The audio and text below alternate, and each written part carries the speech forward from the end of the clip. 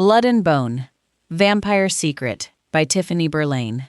Summary: Callie Voss has always been ordinary, a night shift archivist in the quiet halls of New Orleans, until she trips a supernatural alarm and finds herself dragged before Dorian Ashveil, a vampire king older than empires, beautiful and lethal, and absolutely determined to erase her from existence. But then he catches her scent. She's a sanguis vera, true blood, the rarest human alive. Her blood can break curses, restore power, and create an unbreakable bond. Beneath her skin lies something even more dangerous, a dormant panther shifter heritage that makes her something that shouldn't exist. Something powerful enemies will kill to possess or destroy. As Dorian's court prepares for war, and Callie discovers the terrifying scope of her own power, she must choose between the safety of ignorance and the danger of accepting her true nature. The question isn't whether she can survive the war coming for her. The question is, what will she become when she finally unleashes everything she's been holding back? Before we start, let us know in the comments where you're listening from and what kind of stories you enjoy most. We love hearing from our listeners. Chapter 1. The Smell. The smell hits me first. That particular perfume of old paper and leather that's older than I am. Older maybe than my parents were when they had me. I'm 3 hours into the graveyard shift at the archival, alone in the stacks on the 4th floor, where the really old things live. Maps from centuries before they were maps, just scratches on hide and cloth. Books that were hand-bound by monks who probably died thinking their work was pointless. I love it here because nothing here is about right now. Nothing is required to be useful or new or optimized for engagement. I'm cataloging a collection of 19th century correspondence when I hear it. A sound so small it almost isn't one. A vibration in the air. Like someone struck a tuning fork somewhere beneath the earth, and I'm just now feeling the reverberations. The hair on my arm stands up. I've worked the night shift at the archival for 4 years, and I've never felt anything like this. "Hello?" I call out, because I'm apparently the kind of person who announces her presence to potential intruders, which my best friend Jace says is basically a death wish written in good manners. The vibration changes, becomes directional. It's coming from below me, from the levels I don't have access to. The archival is one of those New Orleans institutions that operates on the principle of secret gardens. Everyone knows it exists, but almost nobody knows what's actually here. I got hired through the strangest interview process I've ever experienced. No phone call, no email. A man in a cream-colored suit appeared in the rare books room while I was shelving, told me I had appropriate discretion, and handed me a card with a time and an address. When I showed up, I had a job. I've been working here long enough to know not to ask questions about the sub-levels. The vibration stops. For a moment, there's only the old house silence of the building around me, the gentle whisper of climate control systems keeping the humidity just right. Then, every light on this floor goes out at once. I don't panic immediately. I have my phone. I have a flashlight app like the rest of modern humanity. I'm moving toward the stairwell when the emergency lights kick in. That deep red glow that makes everything look like a scene from a Gothic film. Perfect for this building, honestly. The archival looks like it was built by someone who wanted to house secrets, with its limestone facade and narrow windows, and that one tower that looks like it might be a coffin turned vertical. "The backup generators are online, Ms. Voss," a voice says from the darkness, and I know it's Mr. Thorne, the night manager, even though I can't see him. "Temporary circuit failure. Please continue your work." I continue my work the way a person continues their work when their heart is trying to escape their ribs, which is to say I catalog approximately 3 more letters while my hands shake slightly and I keep my phone's flashlight trained on the correspondence. The tremor in the air has settled into something that feels almost like anticipation, like the building itself is holding its breath, like something deep beneath my feet has woken up and is listening. At 1 in the morning, Mr. Thorne appears next to my desk. He's an old man with the kind of posture you get from working in libraries for 70 years, bent forward slightly, like he's still squinting at small text. He's never quite made eye contact with me, which I've learned to interpret as professional distance rather than rudeness. "Your shift is ending early today," he says. "Come with me, please." "Is something wrong?" I ask, but I'm already standing, already putting my work aside with the careful precision of someone who's afraid of damaging something irreplaceable. The lights. "Come with me," he says again, and his voice carries a particular kind of finality that doesn't invite questions. I follow him through the stacks, past the sections on medieval history and occult studies. There's an entire corner of the 4th floor dedicated to occult materials, which had surprised me when I first discovered it, and toward the service stairwell, not the main stairs, the narrow one that spirals down into the older parts of the building, the parts that don't appear on any official floor plan. "Mr. Thorne," I say as we descend, my voice echoing off stone walls that feel genuinely ancient beneath my fingertips. "What's happening?" "Someone attempted to breach the library security system approximately 45 minutes ago," he says without turning around. "The secondary alarm registered, but the situation has been handled.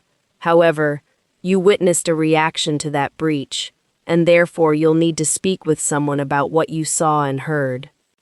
"I didn't see anything," I say. "I heard a vibration and the lights went out." Nevertheless, we keep descending. I count the flights. 5, 6, 7. We're well below ground level now, below the street level of New Orleans, which is already below sea level, which means we're impossibly deep. The air changes as we go lower. It becomes cooler and something else, older, wilder, charged with something that makes my blood feel restless in my veins. The air smells of stone and smoke and something I don't have a name for, something that bypasses my brain entirely and goes straight to a more primitive place. The stairwell opens into a corridor lit by actual gaslight fixtures, either authentic preservation or genuinely insane, and I can no longer be certain which. The walls are exposed stone, fitted so perfectly I can barely see the mortar lines. This is colonial-era construction, maybe older. I'm looking at my own reflection in Mr. Thorne's glasses, and I look small down here, fragile.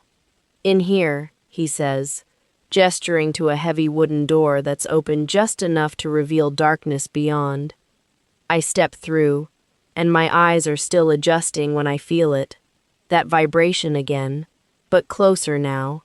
Deliberate, intentional. It stops me where I stand, raises every hair on my body, and every survival instinct I inherited from a mother I barely remember screams at me to run. The door closes behind Mr. Thorne. A lock clicks. Chapter 1.5. Locked in. "Welcome to my court, little archivist," a voice says from the darkness. It's deep. It's old. It carries the kind of command that doesn't need volume to be obeyed. The voice of someone who has never once in their existence had to raise it. It moves through me the way the vibration did, except now it's finding something specific, something it recognizes. Lights rise in the darkness like stars emerging. Candles, hundreds of them, casting the space in dancing gold that makes the shadows breathe. As my eyes adjust, I realize I'm standing in a cathedral of bone, vaulted ceilings lost in shadow, pillars carved with symbols in languages I don't recognize, the air tasting of centuries. And in the center of it all, a figure that makes everything else in the room irrelevant.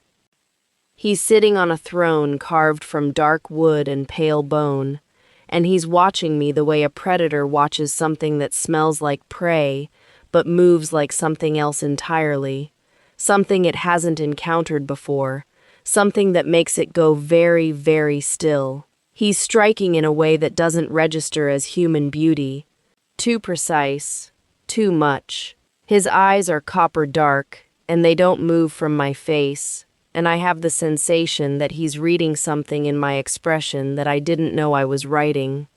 "I'm Dorian Ashveil," he says. He stands, unhurried, and the room seems to contract around him.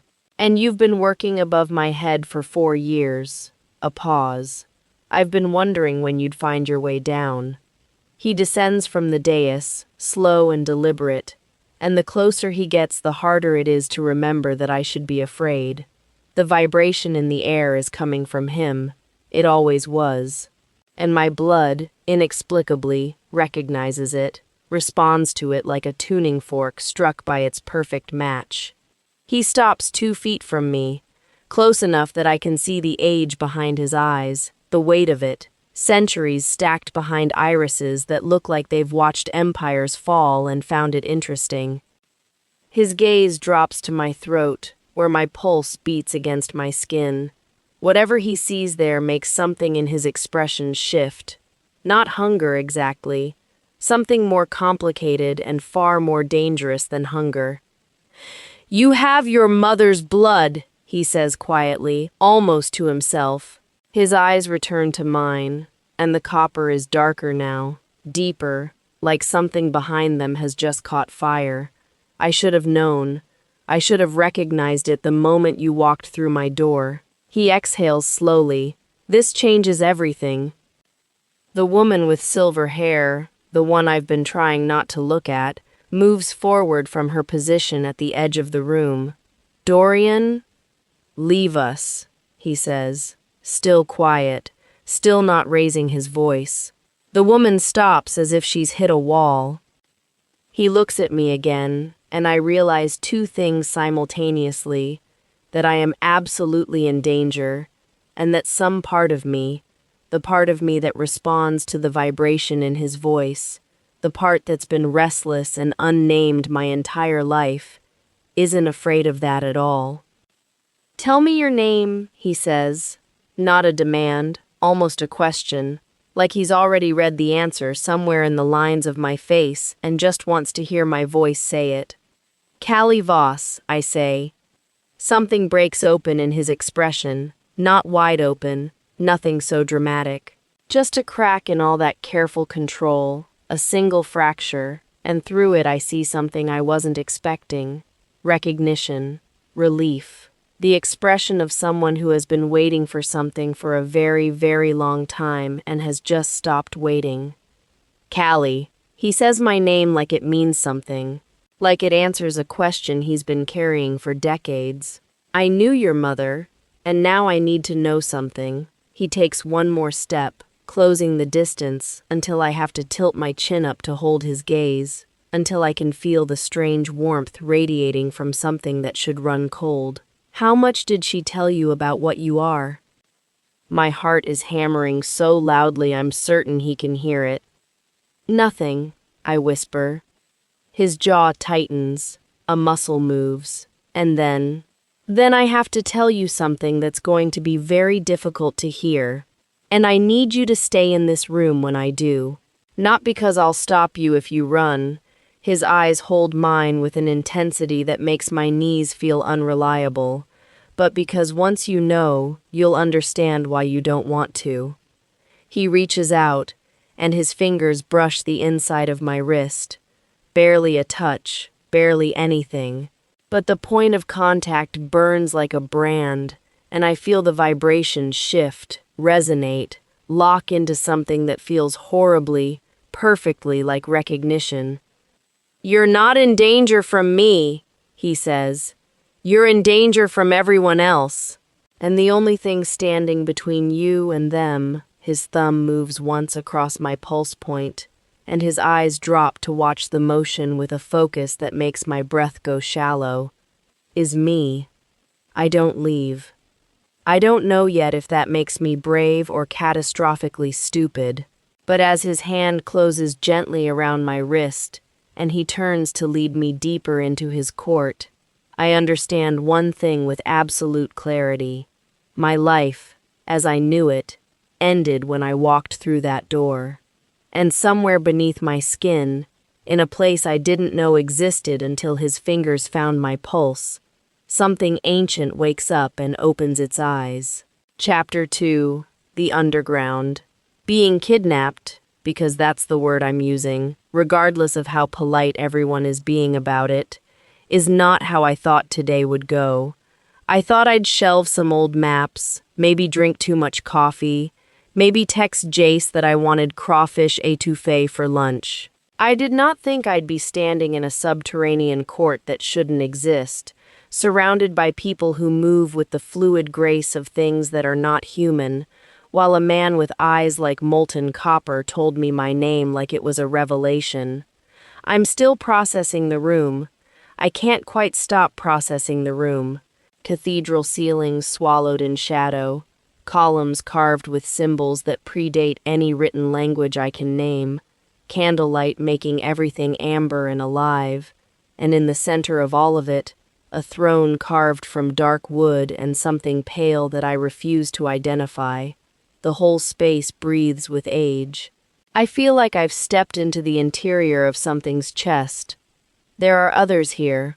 I count at least 15, though they seem to exist at the edge of my awareness, just outside true focus. The way they hold themselves isn't right. Too still, too deliberate, conserving movement the way you conserve ammunition.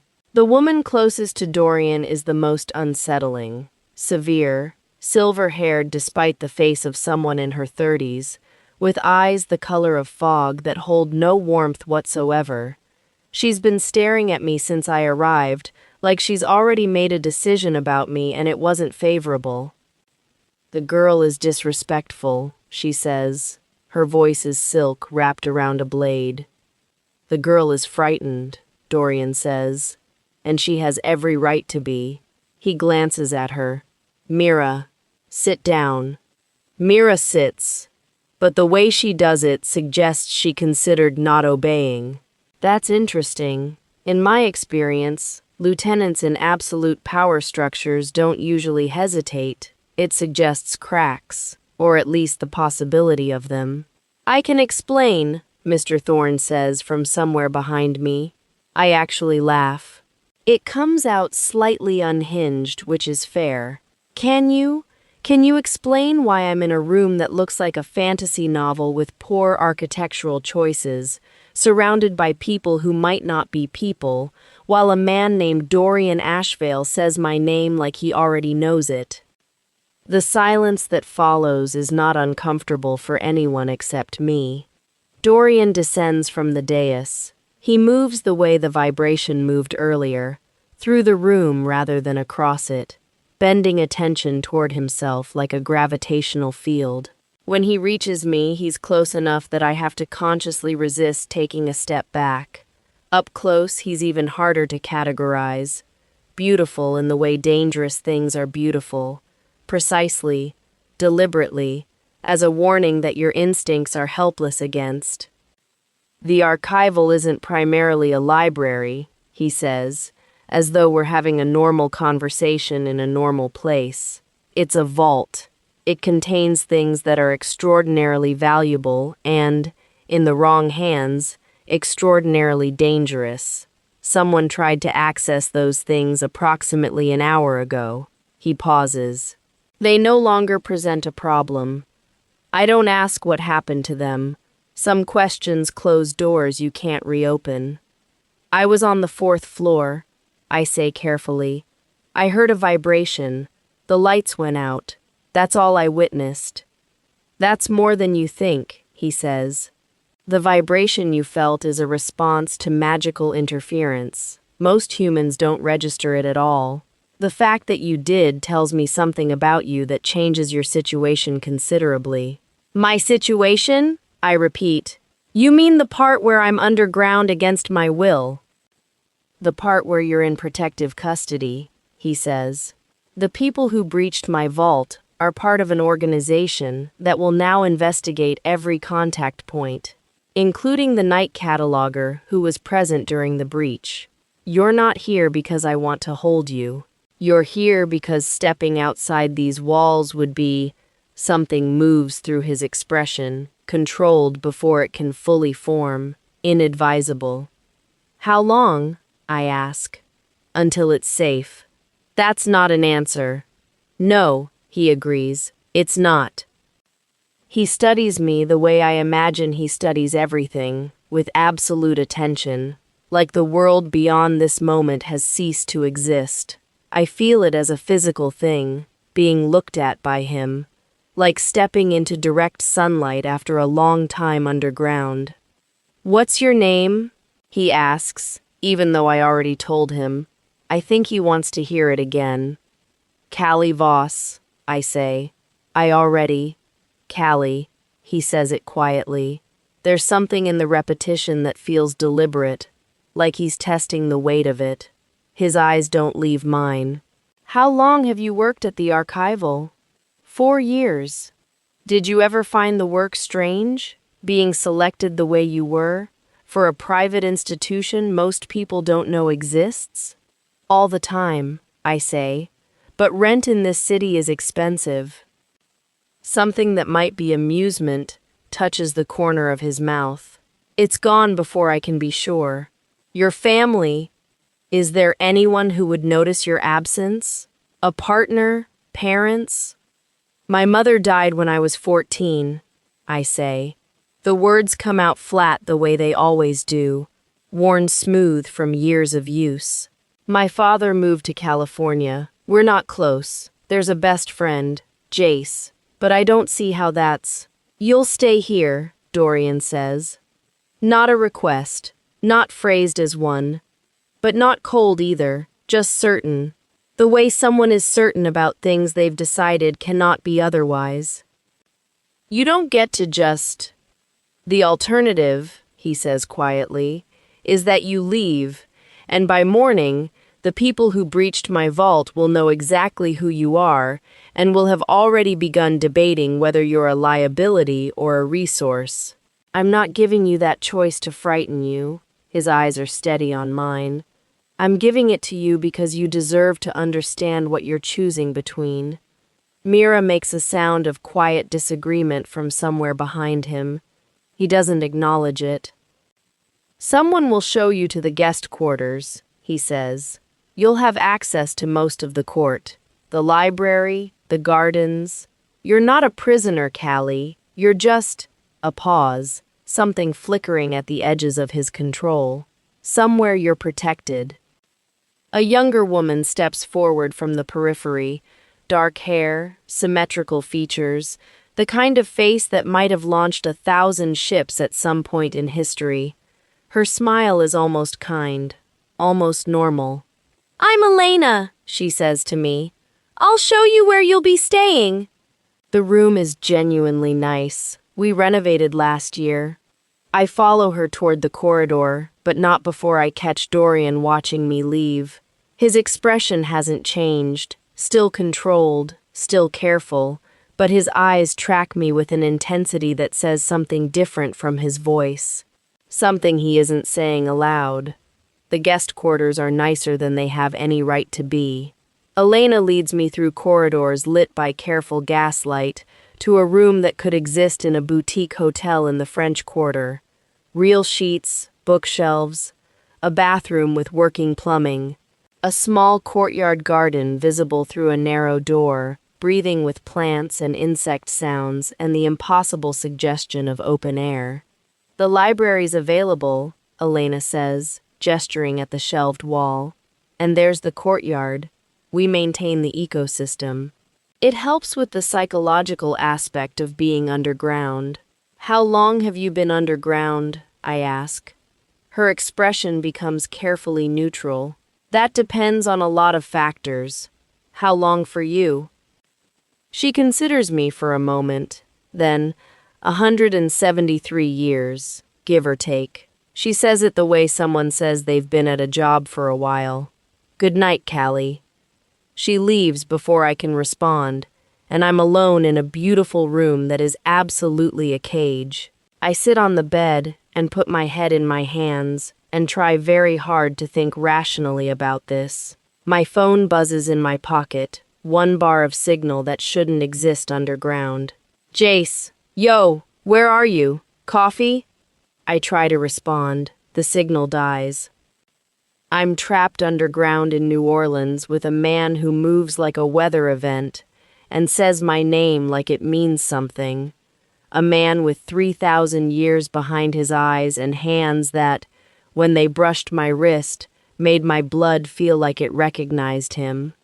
I should want to leave. I should be cataloging exits, planning appeals, drafting the mental argument I'll make first thing tomorrow about why I need to go home. Instead, I'm thinking about the way he said my name, the crack in his control when I told him she was dead, my mother. The look on his face that I couldn't name but that felt unmistakably like grief. He knew her. He knows something about me that I don't.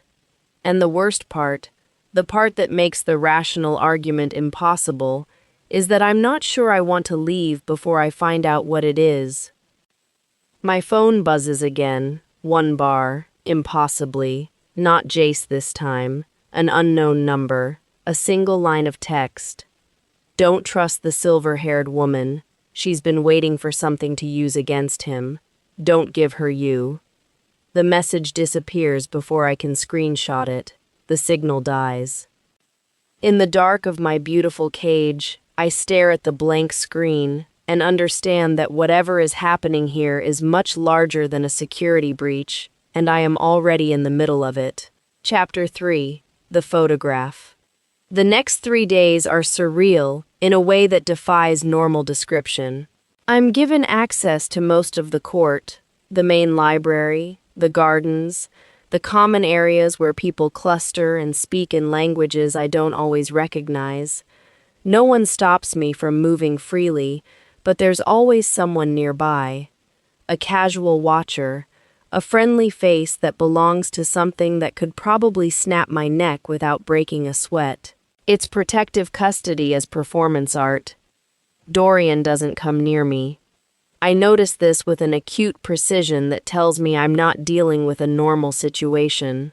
Normal situations don't make you hyper-aware of someone's absence the way his absence makes me aware. It's like the whole court is oriented around him. When he's not present, it's like a compass spinning without north. When he is, which is maybe once a day, always from a distance, always in the library, always with his eyes moving somewhere other than me, everything finds its direction.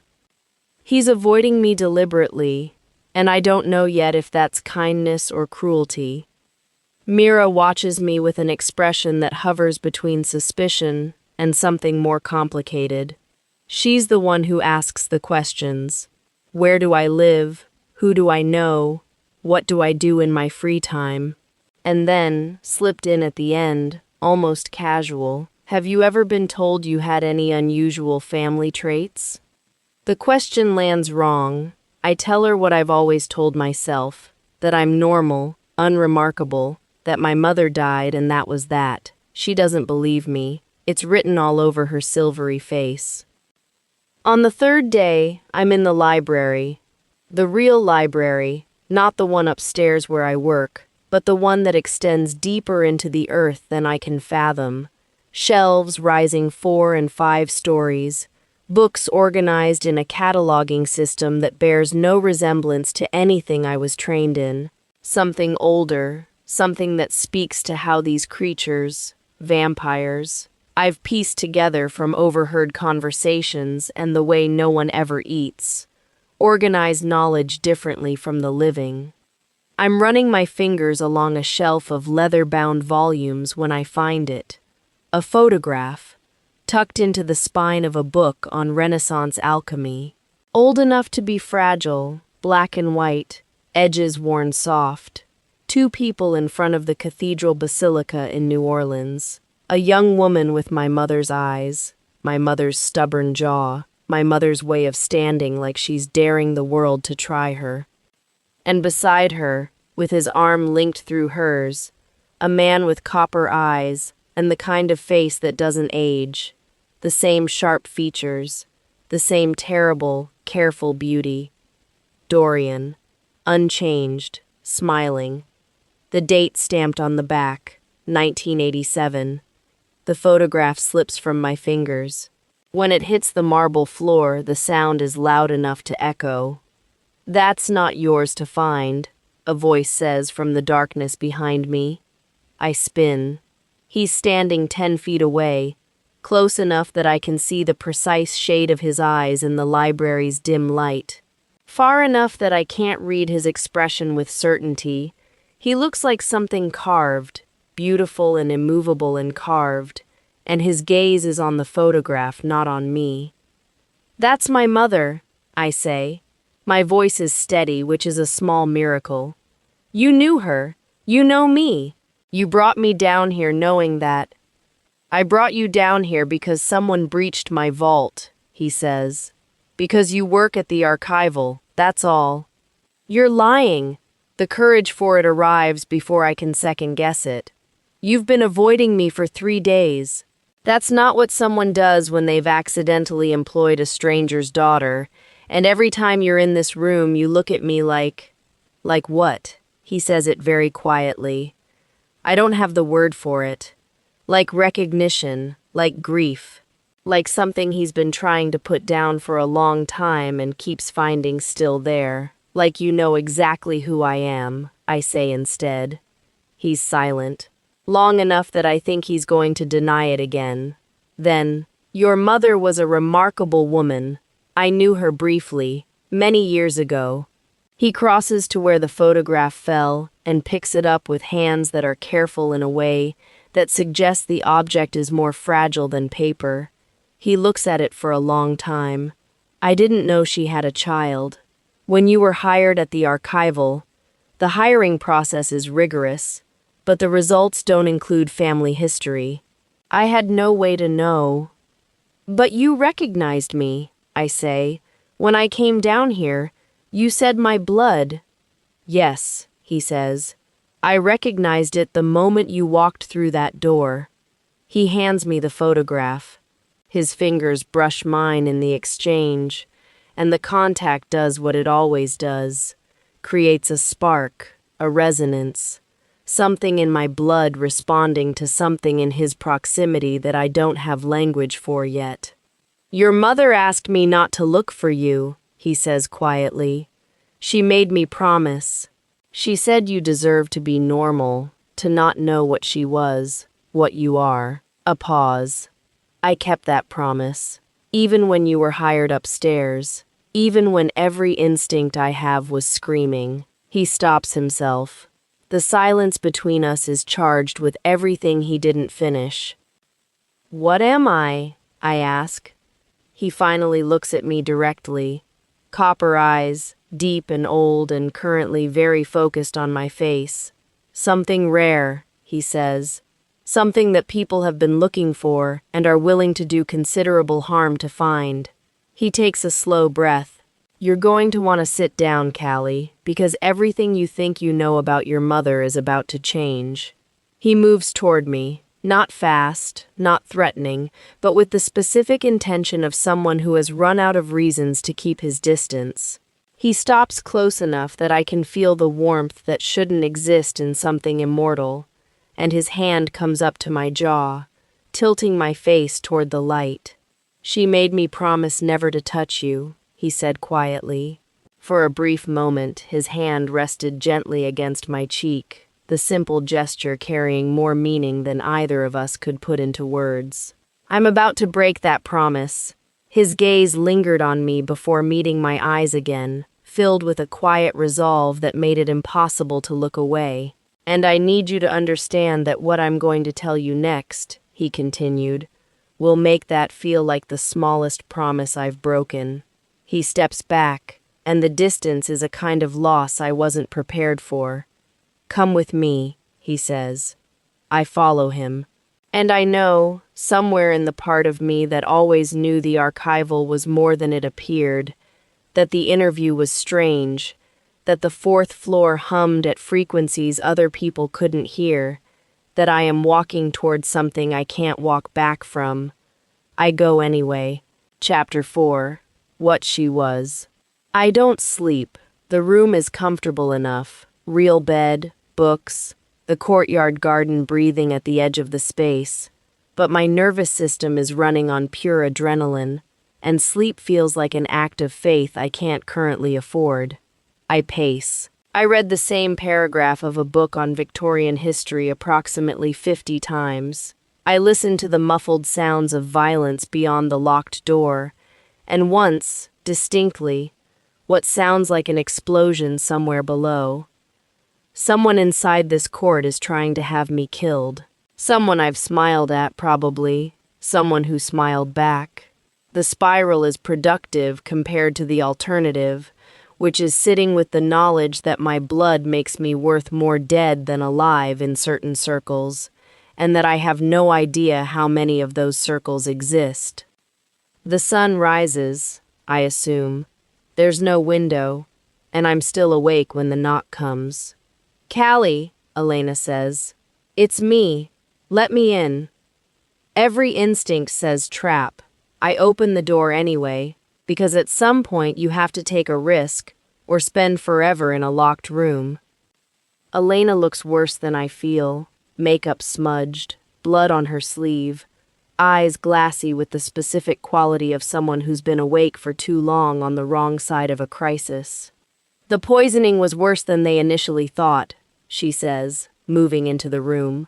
"It was designed to work on a metabolic level specific to the oldest vampires, the most powerful ones. Dorian was affected, but not as badly as Vincent. He was one of the eldest here, and he was drinking from the tainted supply most heavily. They found the person responsible. It was Marcus. He's been working with the Hollow Council for years, apparently, waiting." She sits on the edge of the bed like her legs have given out. "Dorian executed him an hour ago. Before he died, Marcus said something. He said the poisoning was never meant to kill anyone. It was meant to weaken Dorian enough that the Hollow Council could." Her phone buzzes. Her face goes white. "Oh God, they're here." "Who?" But she's already moving, blocking the door, pressing her back to it. "Don't let Mira in," she whispers. "I'm serious, Callie. Mira was the one closest to Marcus. I've been watching her, and I think—" The door opens anyway. Mira steps inside, and she moves Elena aside with one hand and the ease of someone who finds obstacles beneath contempt.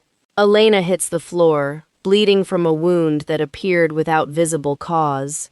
Mira's fingers barely brushed her, but something came out of that touch that isn't human.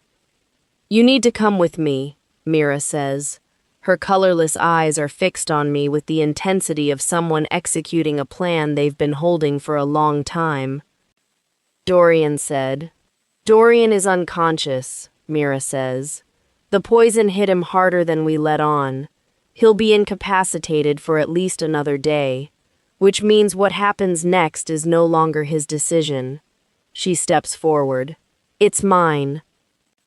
I back toward the courtyard door, but she's already across the room, her grip closing around my arm with absolute certainty. She is not human, and physics does not care how much I object to this. I try to fight. I try to scream. Her hand over my mouth is an iron seal. "You can walk," she says against my ear, "or I carry you. Either way, you're leaving this court." She drags me through corridors I've never seen, going deeper, colder, further from anything familiar. Elena is too injured to help. Dorian is unconscious below, and I can feel the absence of him through something I don't have a name for yet. A kind of wrongness, a compass with no north. We round a corner and they're waiting. People in dark clothing bearing symbols I don't recognize. Faces I've never seen. The specific stillness of predators who have been very patient. The Hollow Council. Mira's grip releases my arm. In the moment before the council members close in, I catch it, a scent on the air. Smoke and copper and something wild that bypasses my brain and goes straight to blood, coming through the tunnels, moving fast, not careful at all. Something in me that was sealed and sleeping cracks open just enough to recognize it.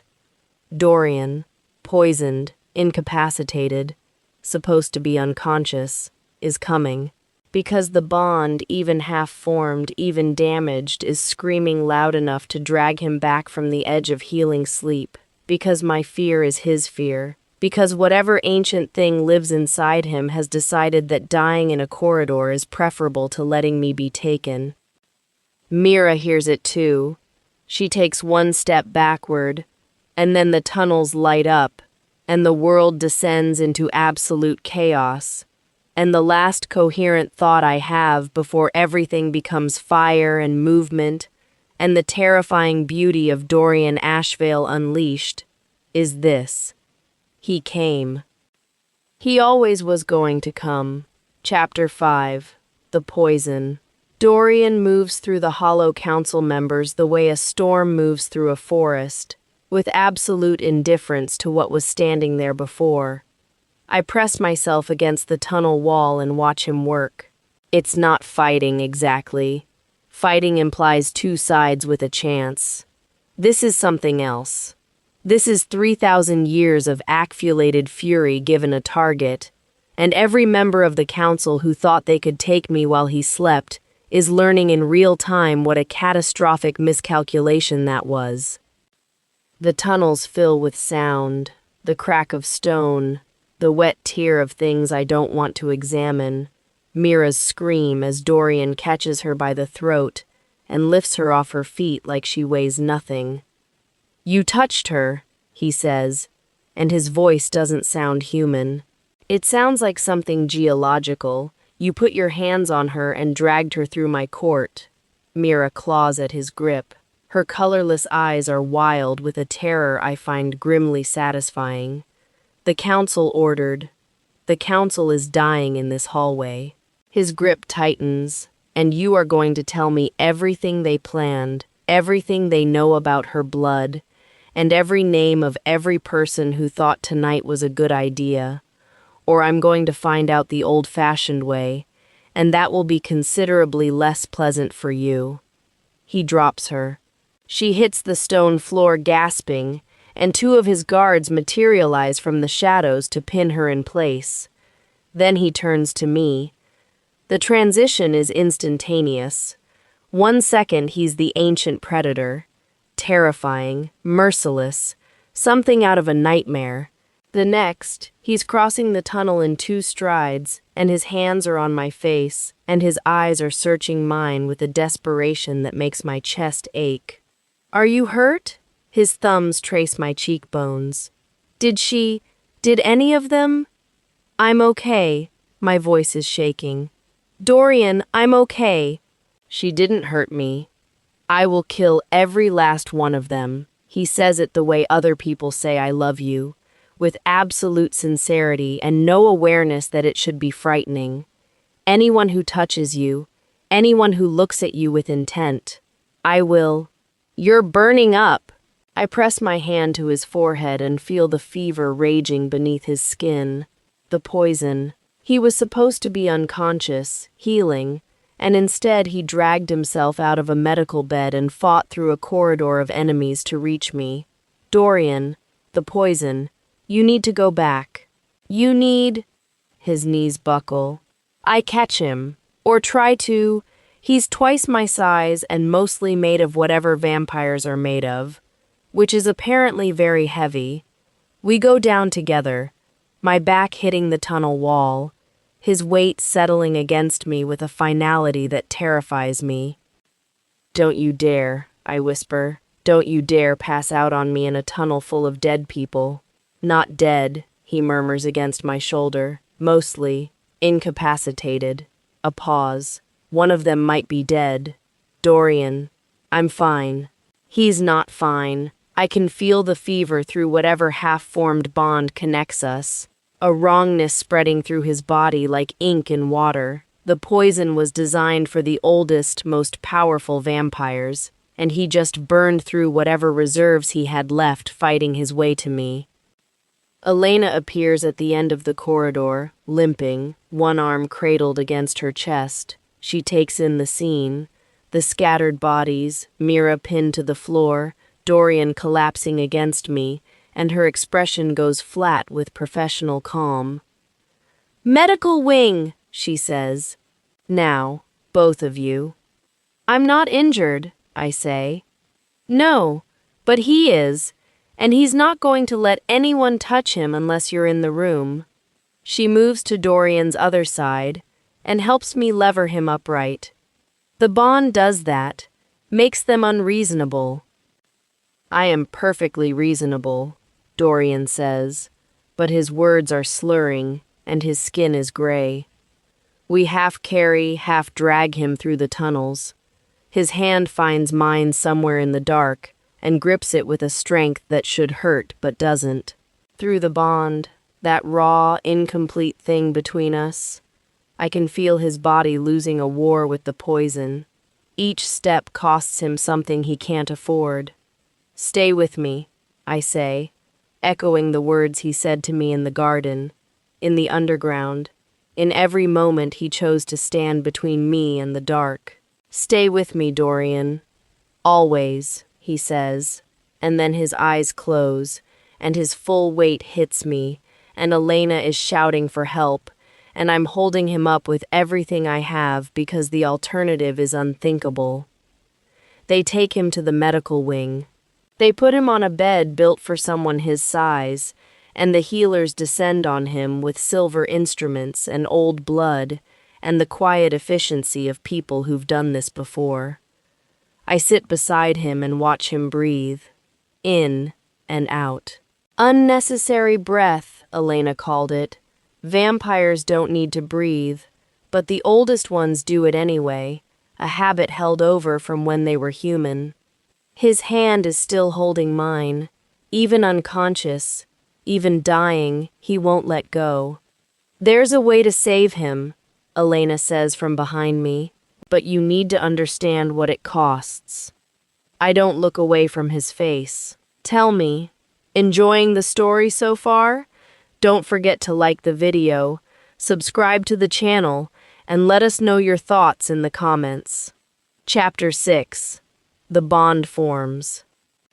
The medical wing is sterile in the way that says someone here understands blood-borne illness even if they can't catch it. Dorian is on a bed built for someone his size, and he looks...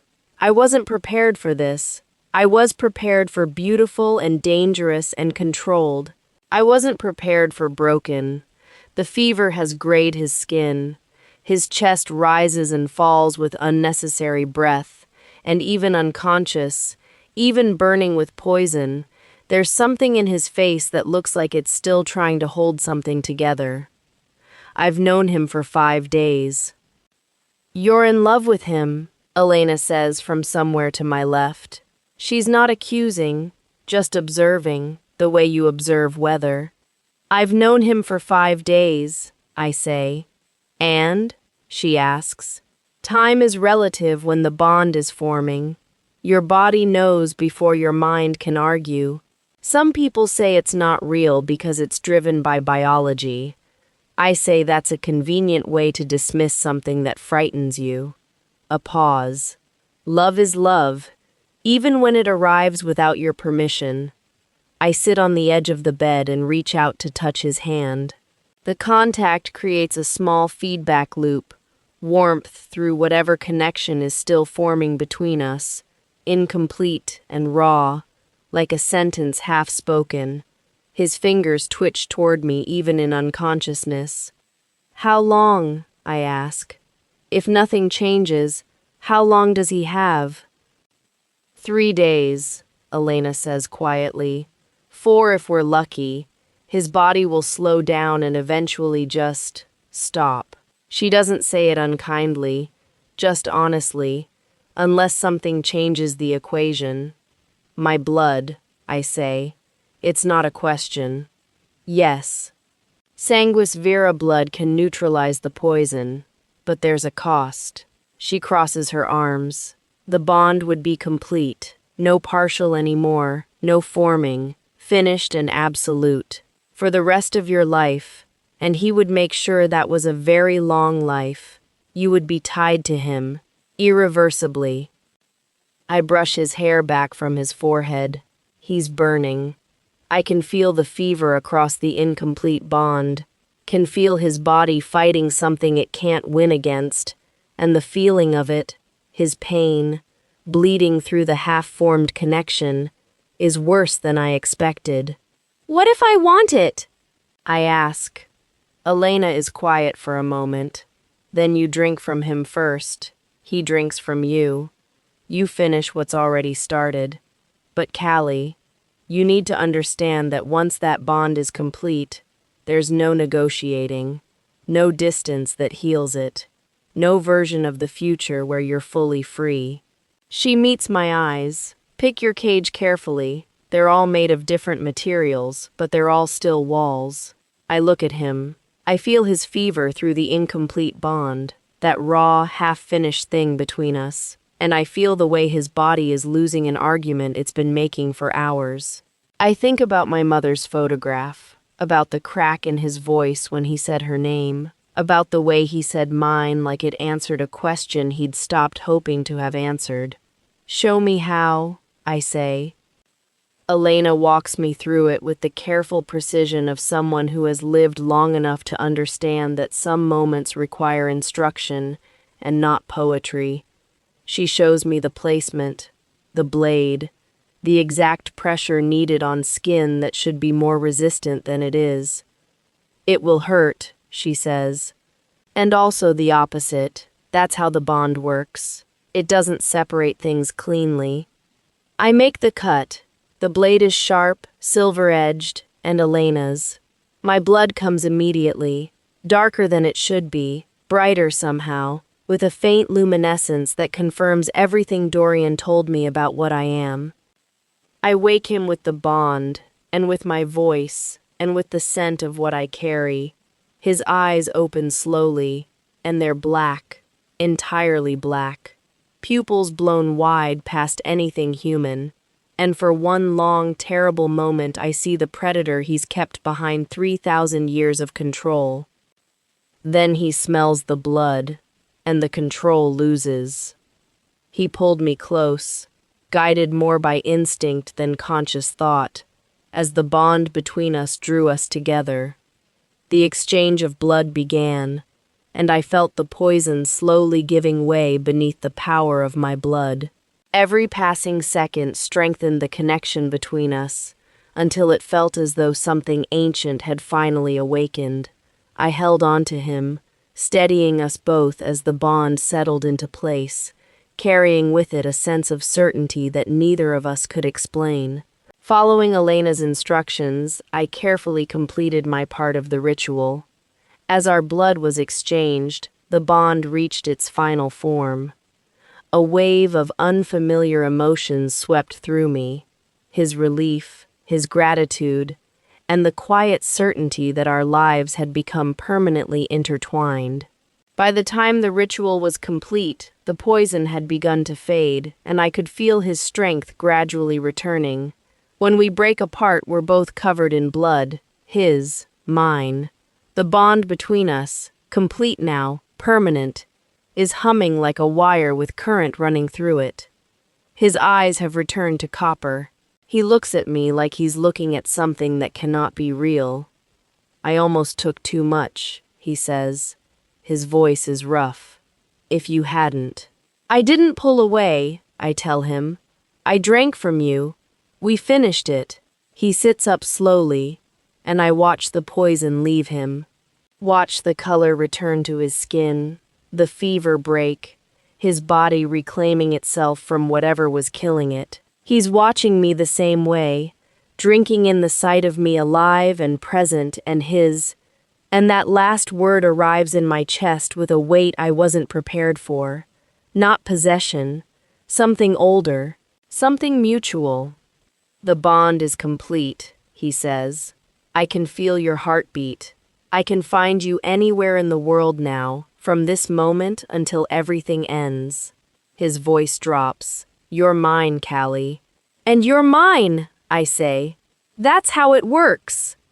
He pulls me down to him and kisses me like he's trying to say something that doesn't fit in words. Something about being sorry and grateful and terrified all at once. His hands are in my hair, and the bond resonates with the contact, and I'm kissing him back and thinking that Elena was right. This is a cage. But so is loneliness, and I've been in that one my whole life. When we finally pull apart, he rests his forehead against mine. His eyes are closed. I have to tell you something, he says, about Mira, about what she told the council before we caught her. He opens his eyes, and the copper is dark with something that looks like controlled fear. They know about the panther seal. They know it can be broken. And they know that what you'd become if it were. He stops, steadies himself. They're not done, Callie. The assault tonight was a test. The real move is still coming. Outside the medical wing, somewhere in the court above us, a door slams hard enough to shake the walls. Then another. Then the sound of running, too many feet, too fast, heading down. Dorian is already on his feet. Stay close to me, he says. He's not the man who was dying 20 minutes ago. He's 3,000 years of things that don't stay down. Whatever you hear, whatever you see, stay close. Chapter 7. Learning what I am. Training begins the next day.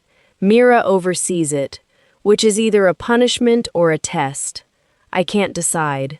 She's cold and methodical and completely unsentimental about the bruises I'm going to earn, and I respect her for it even when I want to throw a book at her head. The sanguis vera in your blood is a genetic expression of something older than the vampire species, she says. We're in a chamber set aside for magical practice, walls covered in sigils designed to absorb uncontrolled power. It's not good or evil. It's simply profound. It lets you bond with vampires, heal the unhealable, complement another creature's existence. But it's not passive. What you felt when you drank from Dorian, that wasn't just bond chemistry. That was power recognizing a conductor. Can I direct it? I ask. You already are, she says. You've been directing it since you walked through that door.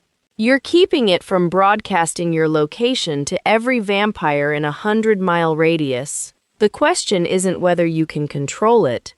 The question is whether you can do so consciously, deliberately, with intention. She puts me through exercises that seem to have nothing to do with magic at all. Breathing, meditation, movement that's fluid and sustained. Hours of it. Until my head aches and the magic beneath my skin feels like a muscle I've been asking to hold a position too long. By evening, I'm frustrated, and no closer to understanding what I actually am. Dorian finds me in the garden afterward. He's different when we're alone now. Less formal. Something that's been wound tight for centuries, unwinding slightly in the specific warmth of the bond between us. I notice it the way you notice when a sound you'd been hearing so long you forgot it was there suddenly stops. You're frustrated, he says, settling beside me on the bench without asking. I can feel the power, I say, but I can't use it. It's like knowing you have a hand but not knowing how to make a fist. Vampires spend centuries learning to master abilities they were born with, he says. You're learning something entirely new while your body is still adjusting to a completed bond. Give yourself some grace. I lean into him. The contact is immediately soothing. Proximity matters when the bond is fresh, still learning the channels it flows through. Separation already feels like something to avoid, not because it hurts yet, but because the alternative feels better than anything I've known. Mira said something, I tell him. She said my power exists in relation to you, that I complement, that I bond and heal and strengthen. I pause. What if that's all I am? Power that only counts in someone else's hands? Then you'd have the power to determine whether an ancient creature continues to exist or finally reaches the end of their long existence, he says quietly. That's not minor, that's fundamental. That's the power of life and death over something that thought it was beyond death. But it's still directed at you, I say, not mine. No, he says, and his voice is very certain. It's your choice. I live or die by your willingness. The bond isn't a leash on you, Callie. It's a leash on me. He looks at me steadily. You're the one holding it. I sit with that for a while, with the garden around us and the impossible underground air carrying the smell of living things that shouldn't survive down here but do. The panther seal, I say. Can it be broken? Yes, he says, but it would take deliberate magic and time and willingness to accept what you'd become. He pauses. Your mother sealed you because she believed it would keep you safer. But she made that choice when you were newborn. You're not newborn anymore. She didn't trust me to handle it. She didn't trust the world not to hunt you for it, he says. Those are different things. He turns to look at me, and the candlelight from the nearest lantern catches in his eyes and makes them very gold. Do you want to break it? I think about the itch behind my eyes. The thing that moves beneath my skin with nowhere to go. The part of me that has been sealed and silent my entire life, pressing against the inside of a door I was never given a key to. Not yet, I say, but eventually. He nods, like that was the right answer. When you're ready. That night he offers me something he calls pushing through, a way of sharing sensation across the bond, of letting the connection speak in a language without words. He calls it showing me his side of it. I agree, and I take his hand in whatever way bonds work, and then I'm not in my own body. I'm in his, and the weight of 3,000 years arrives like a physical thing, not memory, not images, just the feeling of it. Every day a repetition of the last, the slow, careful process of learning to stop feeling anything too deeply, because depth was the gateway to madness. The loneliness healed over into scar tissue so thick it stopped hurting decades ago, which is its own kind of damage. The hunger for something real, not blood but contact, someone who could see through the control and the centuries and find him still there, that never healed at all. And then, the moment he caught my scent, 5 days ago, in his own court. It's not like lightning. It's like a body realizing it's been holding its breath for 3,000 years, and finally, exhaling. The realization tears me back into myself. I'm gasping. He's holding me, and we're both undone in a way that neither of us expected, and I understand something new about the bond that I couldn't have understood from outside it. It's not chains. It was never chains. It was just the only thing in 3 millennia that felt like home. You see, he says, his mouth against my hair. Every moment. I press closer, and I tell him the truest thing I know right now. I'm not trying to leave. He goes still, and then his arms tighten, and the bond hums between us, like something that has been waiting a very long time to be allowed to exist. 3 floors above us, someone is moving through the stacks of the archival with a key they shouldn't have, heading toward a door that leads somewhere the Hollow Council has been searching for since before I was born. Neither of us hears it yet. Chapter 8. The Almost Kiss. 3 weeks into the bond, I'm starting to understand the mechanics of what I carry. The sanguis vera can be directed consciously. I'm learning to push it, to draw it back, to use it with intention rather than just letting it happen to me. It moves through my blood at my command, creates a warmth in my fingertips that suggests power I'm only beginning to measure. Mira says that with practice I could do things that would rewrite what's considered possible, heal wounds that should be fatal, seal bonds instead of shattering them, extend the lives of the purely human. The panther genetics are still sealed. Dorian says we can work on that when the time is right. The bond is still settling. Adding another layer of transformation would be too much too fast. But I feel it sometimes, that sealed thing, an itch behind my eyes, a restlessness beneath my skin that has nowhere to go, like a word on the tip of your tongue in a language you forgot you spoke. Dorian finds me late one evening in the library, reading about shifter bloodlines. I've become slightly obsessed with understanding what my mother was, with filling in 24 years of gaps with whatever knowledge I can reach. "You should rest," he says, coming to stand behind me.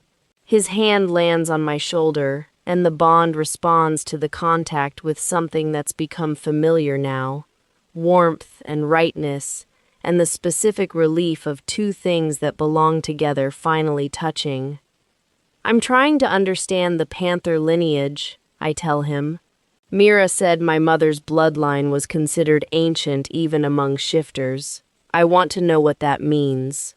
"It means she could shift at will, maintain dual forms," he says.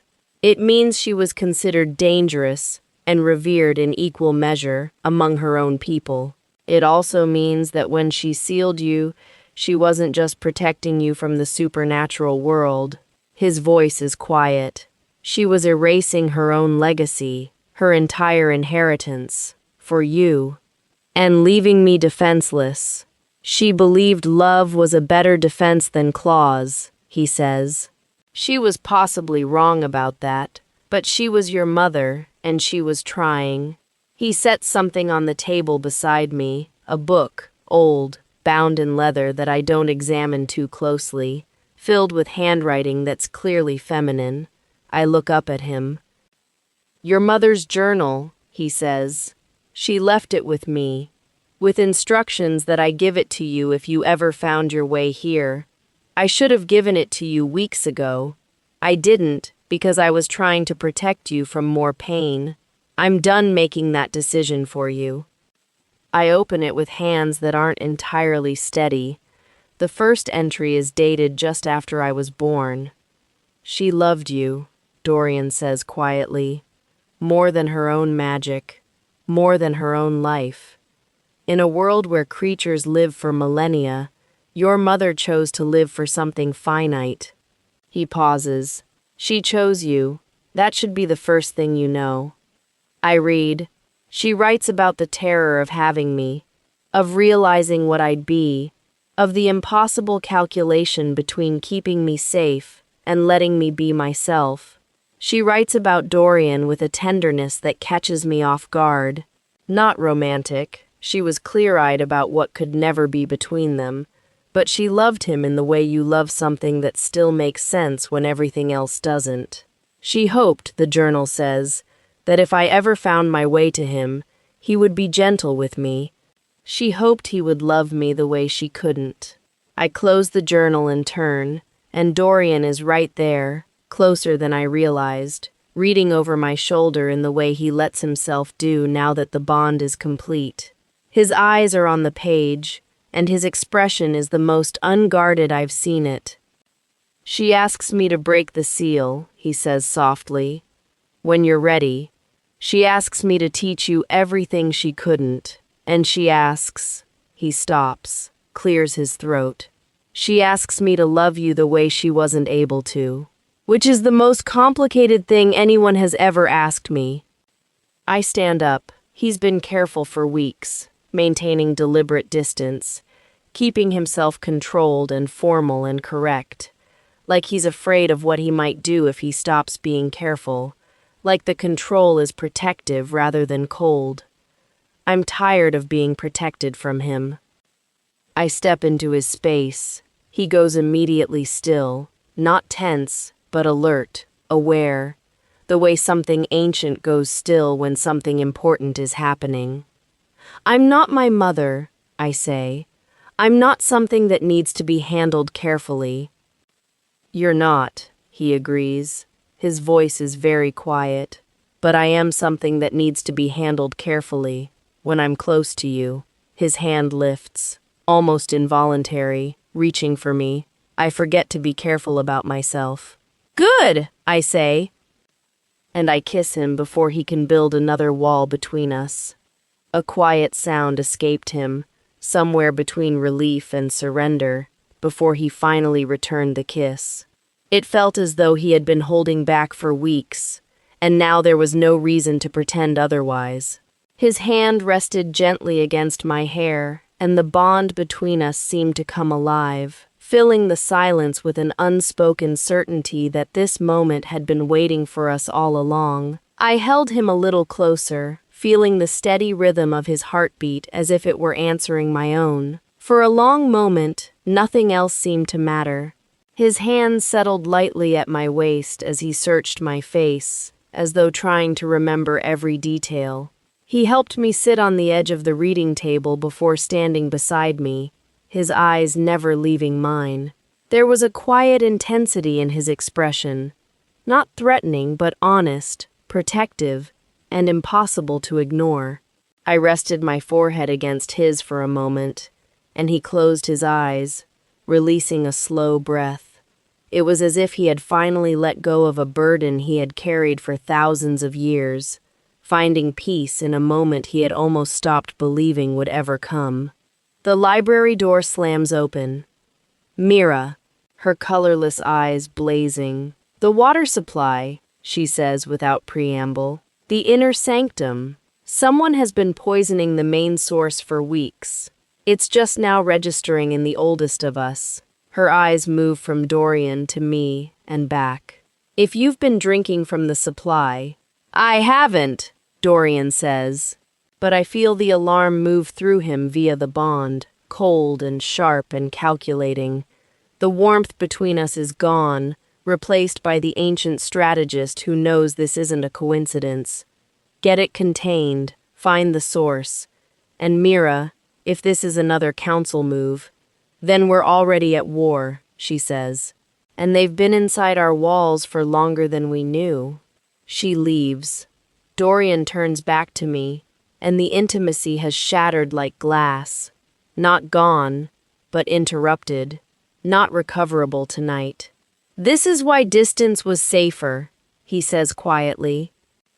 Because someone's poisoning the water supply? I ask. Because when I'm close to you, everything else becomes secondary, he says. And secondary is how courts fall. He steps back, and the distance is a kind of loss that the bond registers like a small wound. I need to be the king right now. I need to protect my people from whatever this is, and for that I need to be able to think. I'll be here, I say. He nods, already moving toward the door, already becoming something ancient and cold and purposeful. At the threshold he stops. When this is over, he says, without turning, we finish what we started. He leaves, and in the quiet of the library, behind me, the water in the ornamental fountain has gone dark, slow and creeping, spreading through the channels of the court's plumbing. Poison, patient and deliberate, finding its way toward everything alive. And somewhere inside these walls, a traitor is already planning the next move. Chapter 9. The Poison in Everything. Quarantine begins immediately. All access to the main water supply cut. Dining suspended in common areas. Trust nothing that could have been touched. It's chaos dressed up in efficiency. People following orders while their faces do something else entirely. I'm confined to my chamber because, as Dorian informs me with controlled frustration, I'm a distraction and a liability during crisis management. He loves me, the bond says so in ways he hasn't, but he also needs me to not exist visibly while he holds his court together. It's fair. It's also maddening. I spend the hours reading my mother's journal. learning the story of a woman I've only known through photographs and the particular shape of absence. She writes about fear, fear that the vampire world would find me, fear that the shifter world would claim me, fear that I would blame her for the genetic accident that made me into something that shouldn't exist.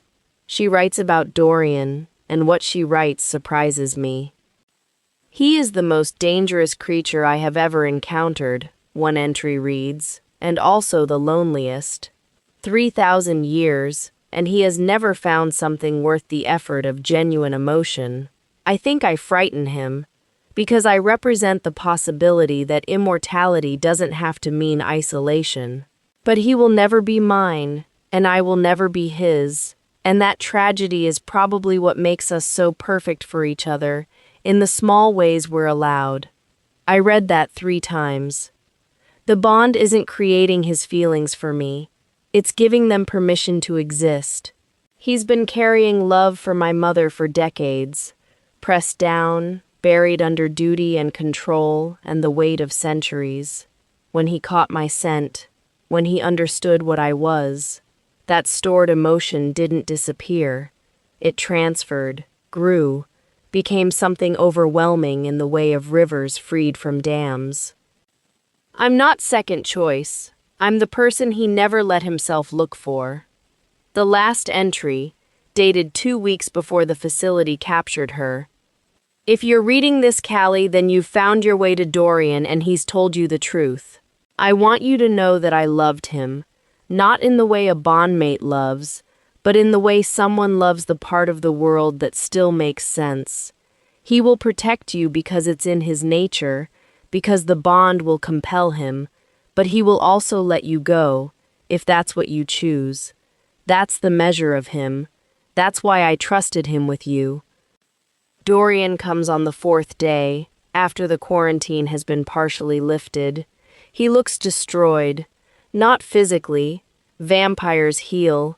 He looks exactly as striking as he always does. But there's an exhaustion in his eyes that suggests he hasn't rested, just held things together through will and force, and whatever reserves 3,000 years of existence builds. Tell me what you found, I say, before he can apologize for the distance. A compound we've never encountered, he says, lowering himself into the chair across from me like someone putting down a very heavy weight. Not standard witchcraft, not vampire-made, possibly shifter origin, with magical components layered in, designed to work slowly, weakening the oldest among us before symptoms appear. The goal was probably to cripple me and the other ancient ones before mounting an actual assault. A pause.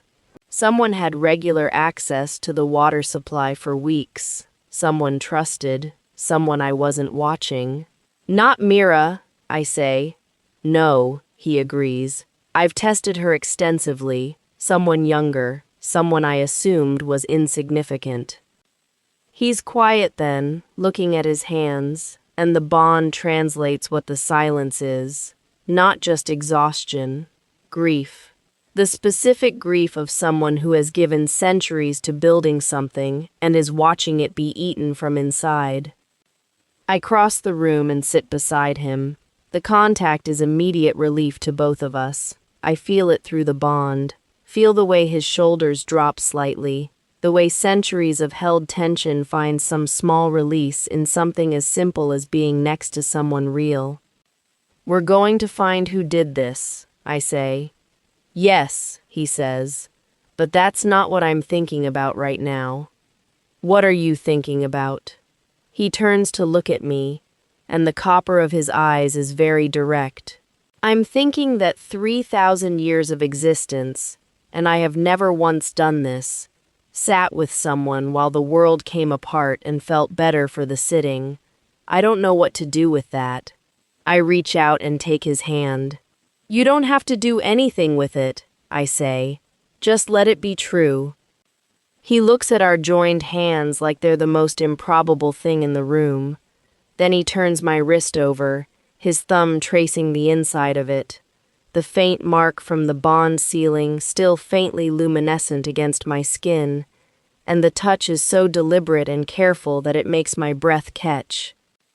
"I need to break your seal," he says. "The panther genetics.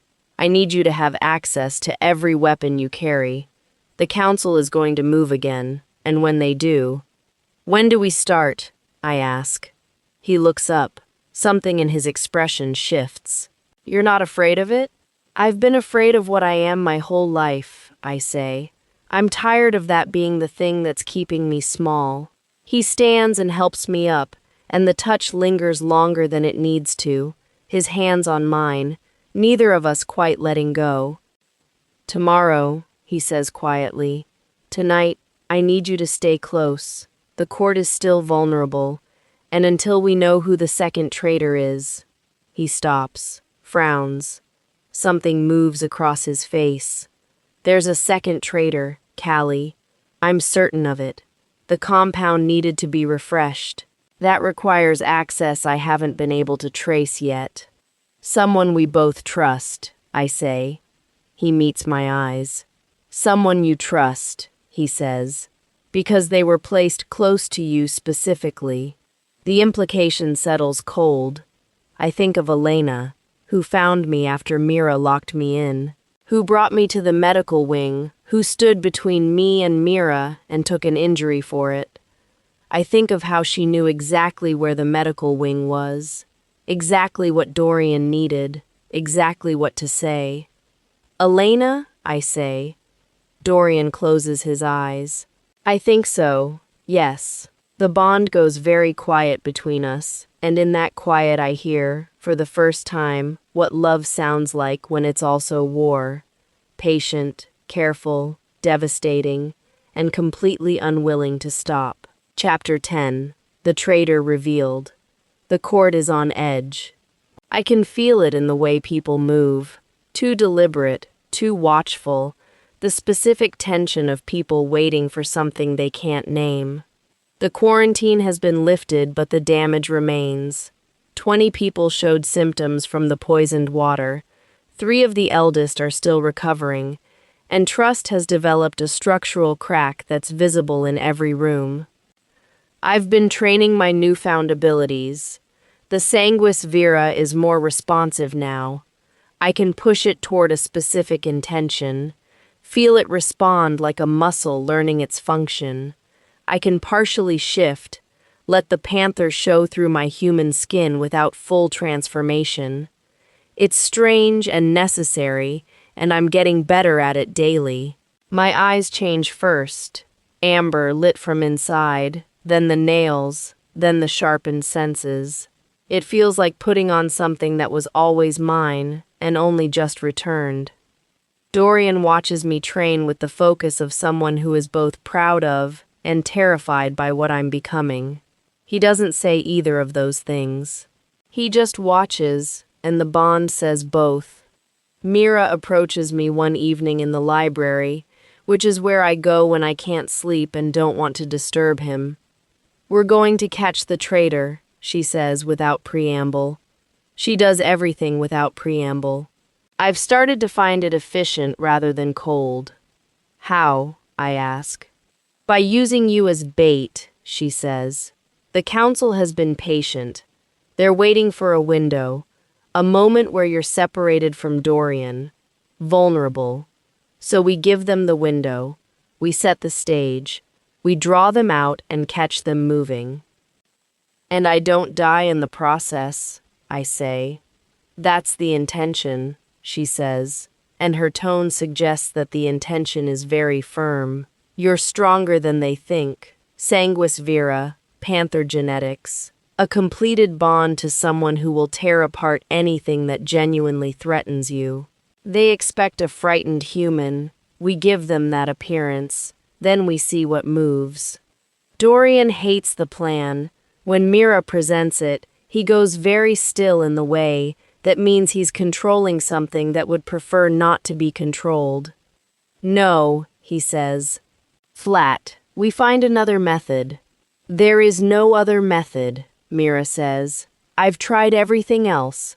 The traitor is too careful for normal investigation. They'll only move if they believe they have an opening." "Dorian," I say quietly. She's right. He looks at me like I've said something that cannot be unsaid. You could be killed. So could you, I say. So could anyone in this court. But if we don't find who's feeding the council, they'll succeed eventually. The difference is that this way, we choose the terms. I hold his gaze. Let me do something useful.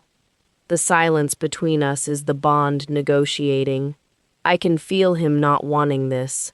I can feel him cataloging every terrible outcome, and then I feel the moment he accepts that I'm right, a kind of controlled grief, resolved into decision.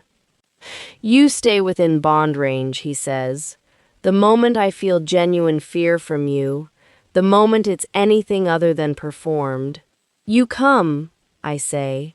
I know. We spend a week setting the stage. Mira and I let rumors spread through the court. Dorian and I are fighting. The bond is showing strain. I've been talking about leaving. The kind of cracks the council has been waiting for. We give them the smell of opportunity and then we wait. Elena takes the bait on a Thursday. She moves on a night when Dorian is supposedly away from court. He's actually 40 feet away in a dark corridor, watching, and she brings 4 council operatives through an entrance I didn't know existed. She's careful, professional. She looks genuinely pained about it, which is somehow worse than if she didn't. I let her grab me. I play frightened, small, human. I let them move me through the lower corridors and try not to think about how much I trusted her voice through a door when Mira locked me in, how much I trusted her guidance in the medical wing, how much of my early understanding of this place came through her deliberate shaping. I'm sorry, Elena says as they're moving me toward the outer tunnels. I know that's nothing, but I am. You knew what they wanted to do to me, I say. A long pause. I hoped I was wrong about that part. You weren't. We reach the outer tunnel, and that's when Dorian arrives. Not careful, not quiet, not performing any kind of restraint at all. He comes through the tunnel like something the dark spits out, and the 4 council operatives don't have time to make decisions. He doesn't look like the controlled, precise man who manages his court with cold efficiency. He looks like what he actually is, something very old and very furious, and every survival instinct in the tunnel knows it. Elena runs. The operatives don't get that option. When it's over, he comes to me, and his hands are on my face, checking, inventorying, the bond supplementing what eyes can't reach. You performed fear very convincingly, he says. I almost came early. Good, I say. It needed to be convincing. I take his hands from my face and hold them. She's gone. Mira's people will find her, he says. She won't get far. And when they do? He's quiet for a moment. Then we find out everything she gave them, everything they know, and we decide whether to wait for their next move or stop waiting entirely. His jaw tightens. I'm tired of defending ground. I want to take some. He pulls me against him, and I rest my head against his chest, and the bond hums with something that's been building for weeks, something that tastes like inevitability, like the specific moment before a tide turns. Behind us, from somewhere in the tunnels we just came through, Elena screams once, then silence. Mira's voice over the court's internal communication. We have her. She's talking. Whatever Elena knows, we're about to know too. And whatever comes next, we're walking into it together. Enjoying the story so far? Don't forget to like the video, subscribe to the channel, and let us know your thoughts in the comments. Chapter 11. What the Prisoner Knows. Elena talks quickly. She's not being tortured. Mira is too professional for that, and Dorian has very specific ideas about what kind of court he runs. But she's also clearly terrified, and terrified people edit less. The Hollow Council has been planning this for 2 years. 30 operatives embedded across major supernatural courts in North America, a network of carefully maintained patients, waiting for the right pressure point, and something new, a compound they're calling a neutralization agent, designed to interact specifically with sanguis vera blood, not destroying it, but rendering its magic inert long enough to be exploited.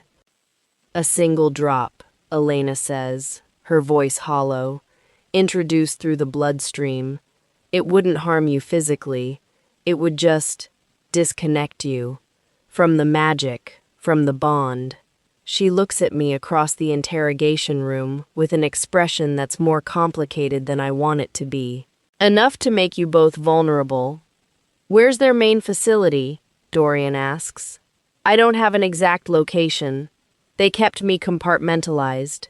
But I know it's in the Appalachians, Kentucky or Tennessee, and I know they have an operative inside the court of the Crescent Moon. She pauses. The assault is planned for the new moon, 17 days. Dorian dismisses everyone after that. Just me and him in the chamber, which is cold and bare, and nothing like the rooms where we've learned each other over the past weeks. Options, I say, because sitting with silence feels like wasting 17 days. Relocate, he says. Go deeper underground. Fortify. Mobilize the court. Make the cost of the assault prohibitive. He moves to the window. There's no window, just an alcove, and leans his hands on the stone wall. All of those things, and none of them address the actual problem, which is that the council exists and they won't stop. They'll regroup. They'll try again. They'll keep hunting you until either they succeed or they're eliminated. The court of the Crescent Moon, I say. If they have an operative there, they have influence there. Victor, that's the leader. If he's compromised, then we can't attack his court directly. That's suicide. Dorian turns from the wall. But if we could identify the operative, turn Victor against the council by exposing their infiltration. Then we flip one of their key assets, I finish, and we use Victor's network to start dismantling theirs before the new moon. Dorian looks at me for a moment with an expression that might be surprise, recalibrating. We'd need to travel to the Crescent Moon court, he says, which means leaving our court vulnerable, which means putting you in motion, visible, potentially reachable. It also means the council is watching a court that we've already left, I point out. If they're planning an assault for 17 days from now, they're watching this location. They're not watching a road. He's quiet, running the calculation. I can feel it via the bond, the careful, ancient strategic mind working through variables, finding the shape of a plan that doesn't get me killed. It takes less time than I expected. You're right, he says, but you need to understand the risk. The compound Elena described, if they've already distributed it to field operatives. Then we move fast, I say, and we move together. He crosses the room to me. It's become a habit of his, crossing rooms, closing distances. Like proximity is an argument he keeps needing to make to himself. He stops close enough that I have to tilt my head back to hold his gaze. I need to break your seal before we travel, he says quietly. The panther genetics. I won't take you out of this court with half your weapons locked away. I know, I say. I've been ready. It will hurt, he says. Not a warning exactly. More like honoring the truth of it. I know that too. He reaches up and touches my jaw, and the touch is careful in the specific way of someone who is very aware of how easy it would be to be less careful. After, he says, after it's done, when you're through the worst of it, I want you to tell me what it feels like. I want to know who you are when all of you is here. The bond resonates with the words, not romantically, not with the warmth of closeness, but with something deeper. The acknowledgement that who I am when I'm whole is someone he wants to meet. someone he's been waiting for. I lean into his hand. "Let's go," I say. We descend together into the oldest part of the court, and behind us, the clock has started. 17 days, a compound designed to break what we are, and a road into enemy territory. It's the most dangerous thing I've ever chosen. I choose it anyway. Chapter 12. The Journey South. The ritual happens in the oldest chamber of the court, surrounded by symbols that predate written language, and sigils carved by hands that were dust centuries ago. Dorian prepares it with the careful precision of someone who has done many things in 3,000 years and understands that this one matters more than most.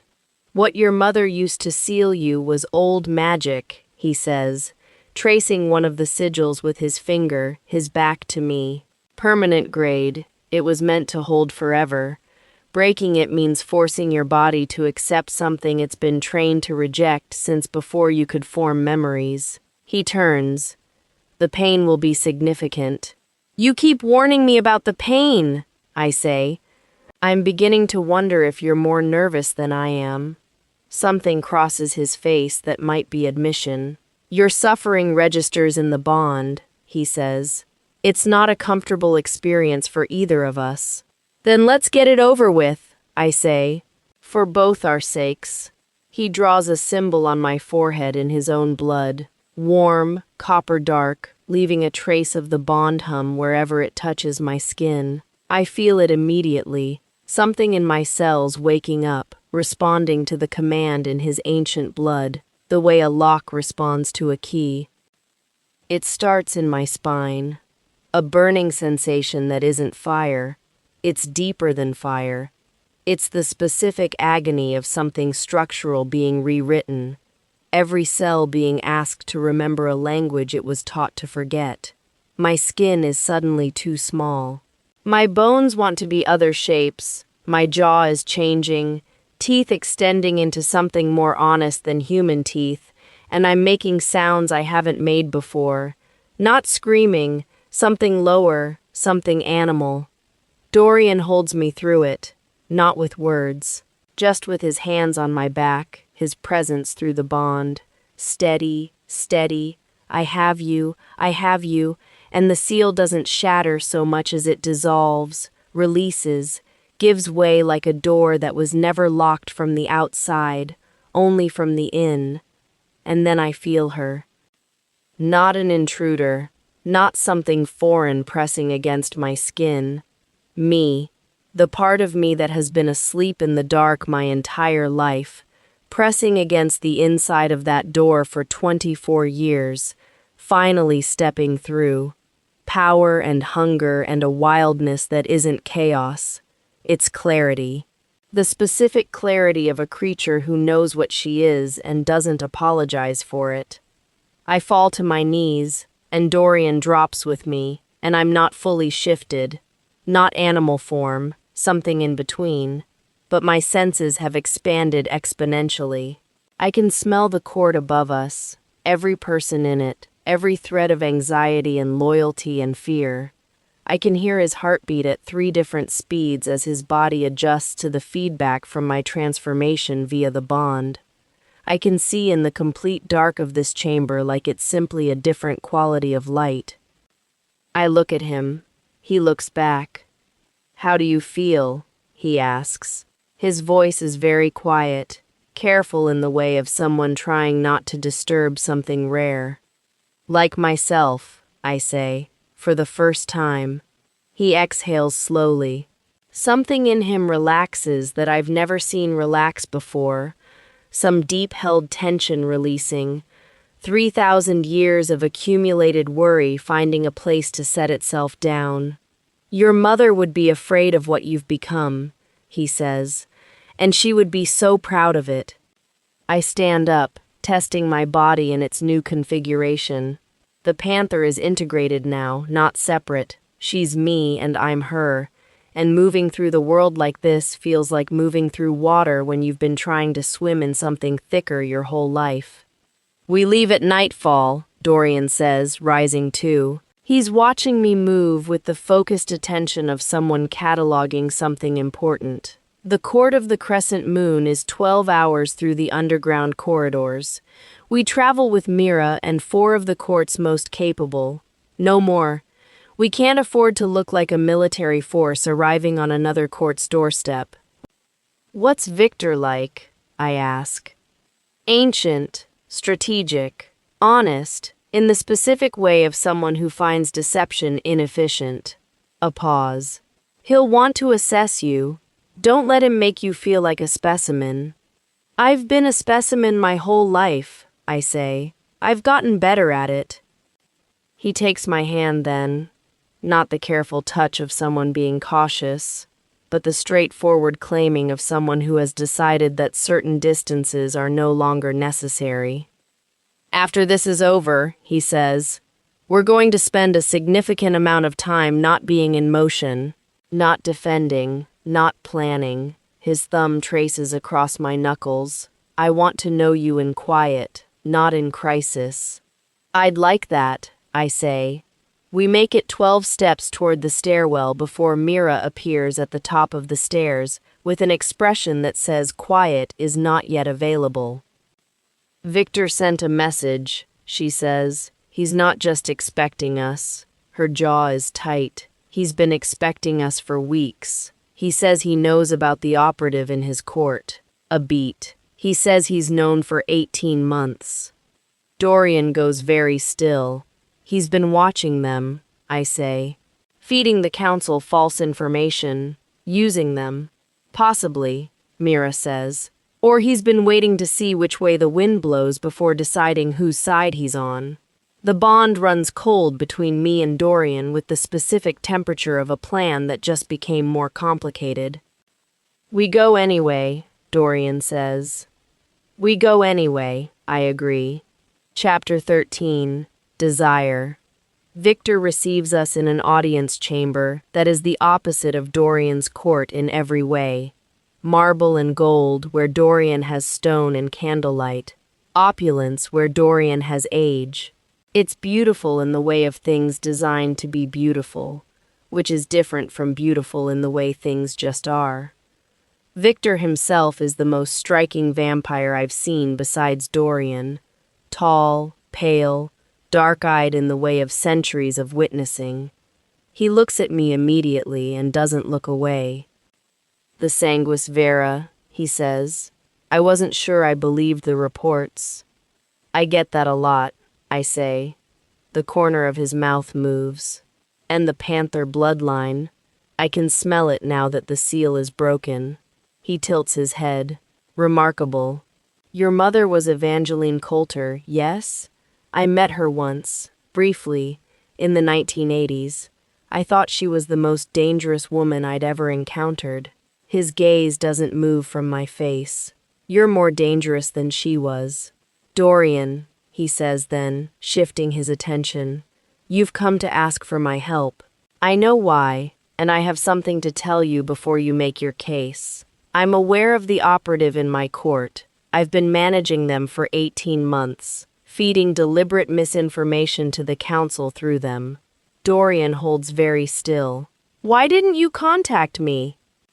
Because I didn't know your position, Victor says, simply. An alliance with you when you're compromised is worse than no alliance. I needed to know how serious this was, whether the bond was real, whether you were thinking clearly. His gaze returns to me. Now I know. He stands and approaches me, and my panther genetics issue a quiet alert. Nothing aggressive, just awareness. 2 predators taking each other's measure. I let him look. I look back. What they fear in you, Victor says, isn't just what you are now. It's what you represent. Integration. The end of purity as a value system. The beginning of something new. He studies me with the expression of someone reading an equation. If you survive this, you'll change everything. If you don't, the council will use your failure to set the cause back 50 years. Then we'd better survive, I say. Something genuine moves through his expression. Yes, he says. I suppose you had, Dorian. He turns. I'll help. My operatives, my network, my court's military assets. In exchange, I want consultation rights. When the new order is being written, I want to be at the table. Done, Dorian says. We spend 3 days in the crescent moon while Victor mobilizes. Dorian conducts strategy sessions that run through the nights. I sit in on most of them and contribute to more of them than expected, which seems to amuse Victor and unsettle the other court members in ways I file away as useful. On the third night, alone in our quarters, the window of crisis efficiency cracks open and something else comes through. Dorian is standing with his back to me, looking at a map of the council's probable facility locations, and I watch him for a while. I watch the set of his shoulders, the perpetual controlled tension, and I watch the way his hands move across the map, and I think, he has been carrying this since before I was born. He has been carrying everything since before my grandmother was born. He's been doing it alone. Come to bed, I say.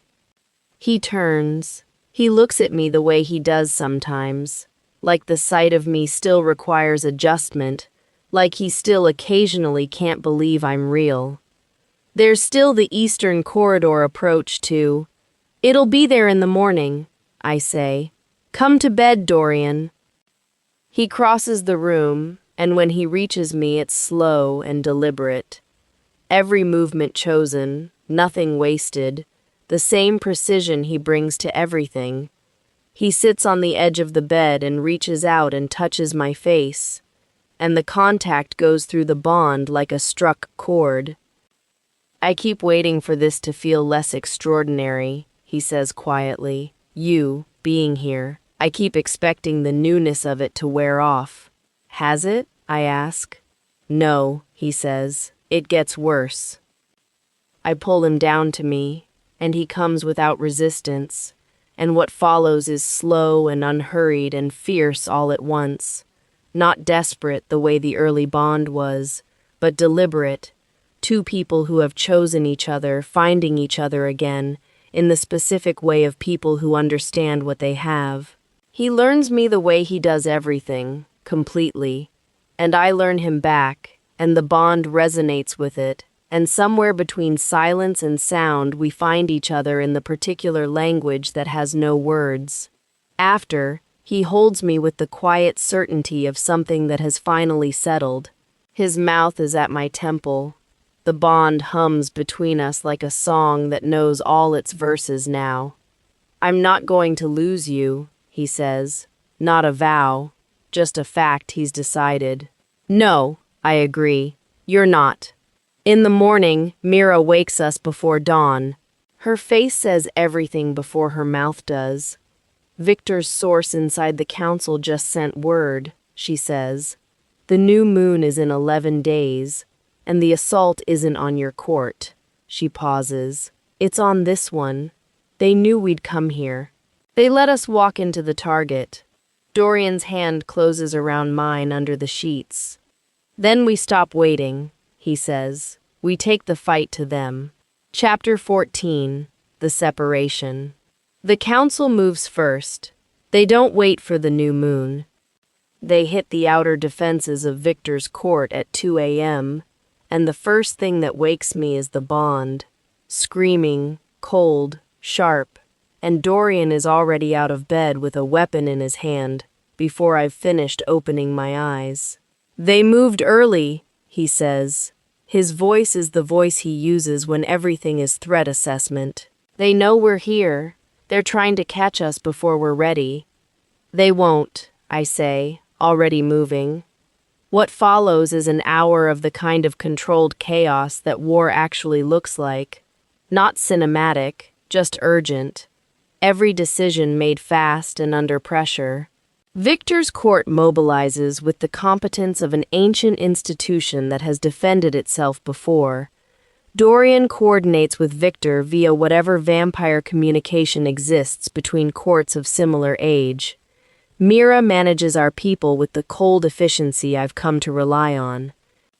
And then Dorian takes a wound. Serious enough, a council operative with a weapon I don't recognize, something designed specifically for old vampires, and the injury registers in the bond before I even see it happen. A cold bloom of pain, spreading, wrong in the way that says it won't heal normally.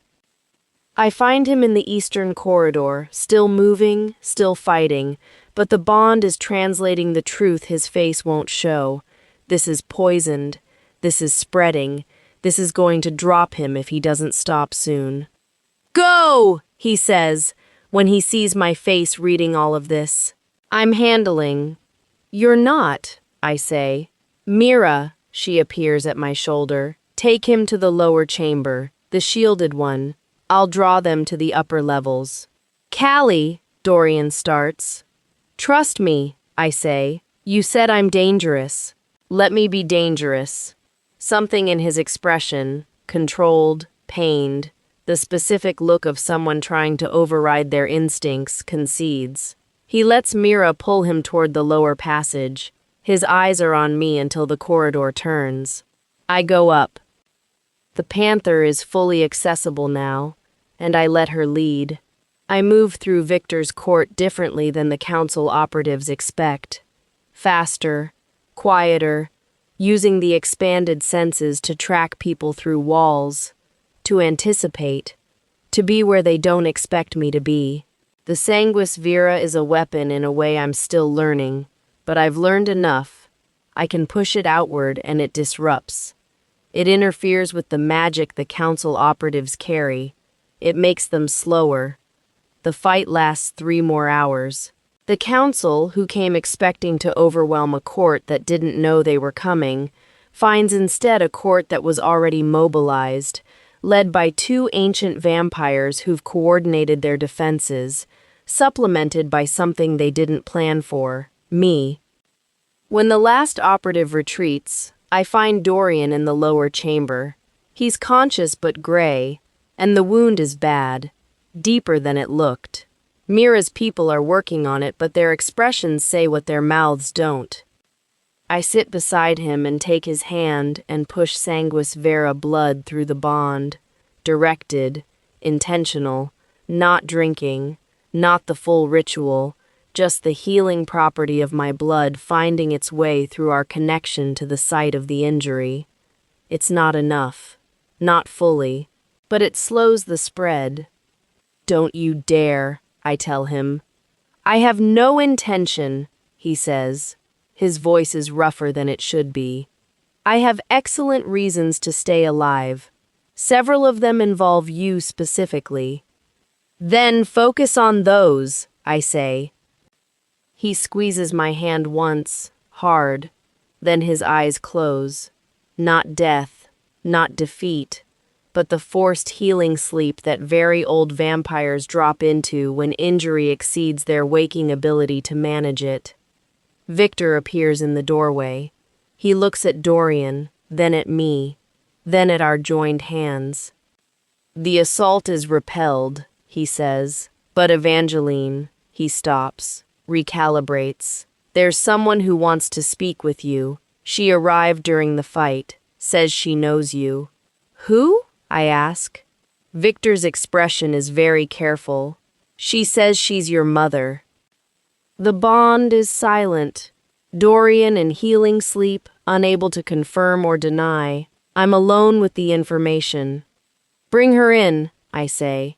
Chapter 15. The Awakening. She moves like a predator who has spent a long time in a small space and hasn't forgotten how to use the full range of what she is. She moves like me, or like what I'm becoming, and seeing my own face 20 years further along, with the specific weight of suffering worn into it, creates a dislocation that takes several seconds to resolve. Evangeline Voss, my mother, alive. Hello, Callie, she says. Her voice is careful, like someone who is very aware of how much damage can be done by words said wrong. You're alive, I say. It's the only sentence currently available. Barely, she agrees. But yes, I've been alive this entire time. held in a research facility in the Appalachians. Studied and slowly disassembled and occasionally put back together wrong.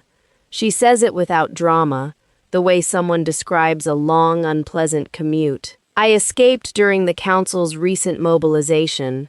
The distraction helped. How long have you been free? 4 days. I came directly here when I understood what was happening. She glances at Dorian, motionless in healing sleep, and something shifts in her expression, old and layered and not entirely grief. He's badly injured. He'll heal, I say. Yes, she says. He will. He's too stubborn not to. She looks back at me. I walked in during the fight. I'm sorry I wasn't here earlier. I'm sorry for a great many things. In a sequence I'm not sure I can make coherent right now. You faked your death, I say. I surrendered myself, she corrects, to the council, willingly, in exchange for their agreement to leave you alone for as long as possible. I bought you 14 years of safety. A pause. It wasn't a lie. I just didn't leave the way you were told I did. I sit with that. 14 years. She was alive the entire time I was growing up without her. Alive and in a facility being disassembled, buying me time to grow up. The grief and the anger arrive simultaneously, and neither of them is the most pressing thing in the room. My aunt, I say, Senna, you imprisoned her in the blood vaults. Yes, Evangeline says. Years before I surrendered. Senna was already working with the council. She'd been working with them for decades. She believed your existence was an affront. She would have handed you to them herself if I hadn't moved first. She sits across from me, and the exhaustion in her body is profound. Not physical so much as cellular. The exhaustion of someone who has been surviving a long time without rest. I sealed her, and I let Dorian contain her, and then I gave myself to the council, and I made them promise. They kept it. The hollow council, whatever else they are, keep their word. And Senna? I ask. Is she still contained? Evangeline's jaw tightens. She was. The assault destabilized the wards. I don't know her current location. A beat. We should find out quickly.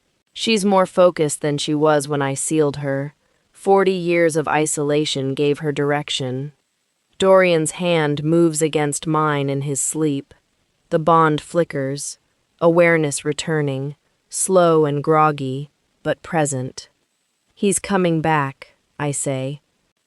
Good, Evangeline says. She looks at our joined hands, and her expression does something complicated. He protected you. Better than I hoped, honestly. He did, I say, and I protected him. She looks up at that. Something in her face recalibrates. Yes, she says slowly. I suppose you did. A pause. The bond is more complete than I expected at this stage. You've both... She stops. It's real, isn't it? Not just the magic. It's real, I say. She nods. And the next thing she says quietly, with the care of someone who has been practicing it for 40 years. I'm sorry I couldn't be there for the parts of your life that made you into someone capable of this. I'm sorry I made the choices I made, even though I would make them again. And her voice catches, just briefly. I'm very glad you're alive, Callie. More glad than I know how to say. It's not enough. It's also true. And the two things have to exist together, for now. Dorian opens his eyes. He sees Evangeline first, and his face does something I've never seen it do. It goes briefly, completely unguarded. Then control returns. Then something that might be the specific warmth of someone seeing a ghost they had made a kind of peace with. You're not dead, he says. No, she says. I never was. You let me believe. I let everyone believe, she says. It was the only way to keep Callie safe for long enough. He looks at me. I can feel what he's deciding not to say, that 40 years is a long time to carry grief that wasn't necessary, that there are things he would have done differently, and I watch him choose to set it down. Senna is free, he says. Getting to what matters. We have a facility location from Victor's source. And you, he looks at Evangeline, know things about the council's internal structure that we don't. He pushes himself upright. Tell me what we need. Evangeline looks at him for a moment, then at me, then something in her settles. Not comfortable, but decided. Everything, she says. I'll tell you everything. Enjoying the story so far? Don't forget to like the video, subscribe to the channel, and let us know your thoughts in the comments. Chapter 16. The Mother. The 72 hours after the assault are chaos dressed in recovery. The court is counting its dead, managing injuries, rebuilding the psychological reality of a sanctuary that was breached. Victor and Dorian coordinate in the way of two very old men who have done this kind of triage before. Grimly, efficiently, without wasting time on what can't be changed.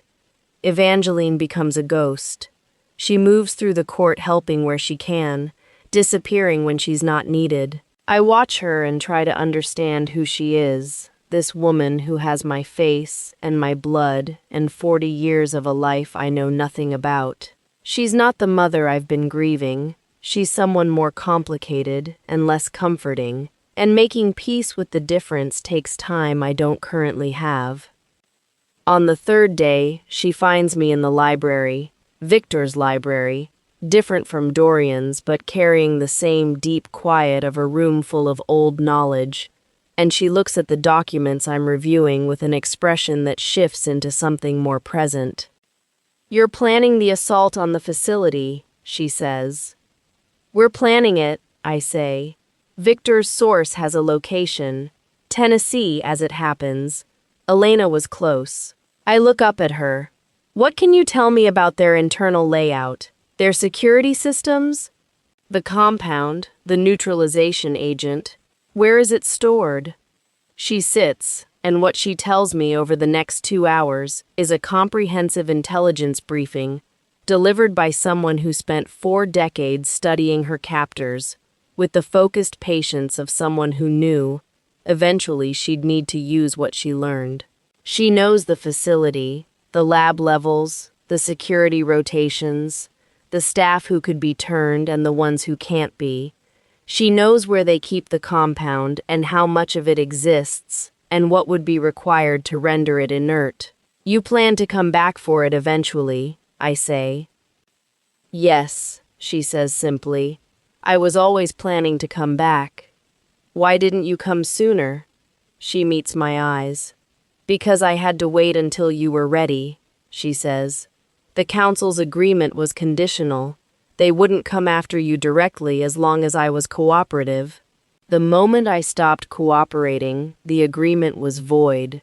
I needed you to be strong enough to survive the void. A pause. You needed the Panther seal broken. You needed the bond. You needed Dorian. She looks at me carefully. You have all of those things now.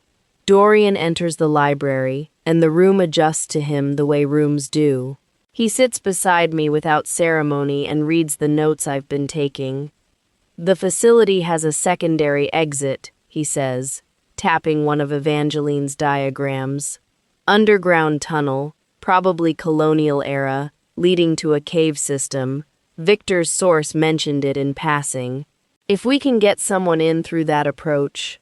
Me, Evangeline says. Both of us look at her. I know the facility. I know the staff. My scent is still in their systems. They won't register me as an intruder until it's too late. She says it calmly, like a surgeon describing a procedure. I go in through the tunnel. I secure the compound and neutralize the storage systems. You come in through the front and draw their attention. They spend their resources on you and don't notice me until I've already finished. It's the right plan, I say. Dorian is silent, running calculations I can feel via the bond, not objecting to the plan itself, but to something else, something older, something about Evangeline specifically. "If they capture you again," he says finally. "They won't," she says. "Because this time, I'm not surrendering. This time, I'm going to burn the place down on my way out." Something in her face is very clear. I spent 40 years surviving. I'm done surviving. That night, Dorian and I are alone in our quarters, and neither of us speaks for a while. The window for quiet has reopened, briefly, probably, and we've both learned to use it. "She's going to do something in that facility that she can't come back from," he says. "I know," I say. "Are you at peace with that?" I think about the journal entries, about "I bought you 14 years of safety," about the way she looked at me with grief and pride and the specific expression of someone who has loved something from a very great distance for a very long time. "She never belonged to me," I say. "She made the choice she could live with. This is the next one." I look at him. I want to tell her something before the assault, something real, not grief, just true. "Then tell her," he says. The next morning, I find Evangeline in the eastern corridor preparing her kit with the quiet focus of someone who has been planning this for 40 years. I don't have a speech. I just stand in front of her, and I say, "Thank you for the 14 years. Thank you for the seal and the journal and the choice to not let them have me before I was ready. I'm angry and I'm glad you're alive, and I love you. In whatever order those things make sense." She looks at me for a long moment. Then she puts her arms around me, and she holds on, and I hold back, and it's not enough, and it's everything that's available, and sometimes those are the same thing. "Be magnificent," she says against my hair. "You already are. Just keep being it." She pulls back. Her eyes are bright, but her hands are steady. She nods once at Dorian, who nods back. Some ancient communication between two people who have loved the same person in very different ways. And then she turns and walks toward the tunnel entrance. We watch her go. "Ready?" Dorian asks. "Yes," I say, and mean it, for the first time, completely. Chapter 17, Aftermath and Revelation. The facility is exactly what Evangeline described: utilitarian, cold, designed for function rather than concealment. A converted research compound in the Tennessee mountains, unremarkable from the outside, impossible underneath. We approach from the north while Evangeline takes the underground approach from the east, and the attack is timed to the minute. The council didn't expect us to move this fast. That's the advantage Evangeline's intelligence gives us. They've been planning a patient war, and we've walked directly to their nerve center. What follows is not clean. War never is, not really. And this one is close and loud and physical in ways that training never fully prepares you for. The Sanguis Vera magic disrupts the compound's stored supply on the second level. I can feel it from the outside. Feel the moment the neutralization agent goes inert. Feel Evangeline's presence somewhere below the building doing what she promised she'd do. Dorian fights like what he is. 3,000 years of survival and violence, controlled and precise and absolutely unstoppable in the way of things that have never found anything truly capable of stopping them. I fight beside him, and we don't get in each other's way. We've learned each other's ranges, each other's instincts, the bond filling in the gaps between us so that we move with a fluency that two separate people shouldn't have. The council leader, Sebastian, who Elena described as the architect of everything, is in the upper level. He sees me coming, and his expression is the expression of someone whose thesis is being disproven in real time. He reaches for the secondary compound storage, but it's already inert, already gone, and the panic on his face arrives a second before Dorian does. The fight doesn't last long after that. The facility burns behind us as we leave, Evangeline's promise kept, the compound storage destroyed, decades of research erased. We're on the mountain road before the fire reaches the upper levels. Evangeline doesn't come out the eastern tunnel. We wait. We wait longer than we should. Dorian's expression is controlled, and mine isn't, and the bond carries both. Then her voice, from somewhere behind us, from a direction that isn't the tunnel. The tunnel collapsed. I found another way. She emerges from the tree line looking like someone who has just done something that cost her considerably, but she's standing and she's breathing and her hands are still steady. The compound is destroyed, all of it. Every storage unit, every sample, every record. I cross the distance between us fast enough that she barely has time to brace before I've got my arms around her. She makes a surprised sound, then holds on. Good, I say against her shoulder. I told you not to die. You didn't, actually, she says. It was implied. Victor's people are at the extraction point. Mira has managed the secondary strike on the Council's eastern operatives while we were at the facility.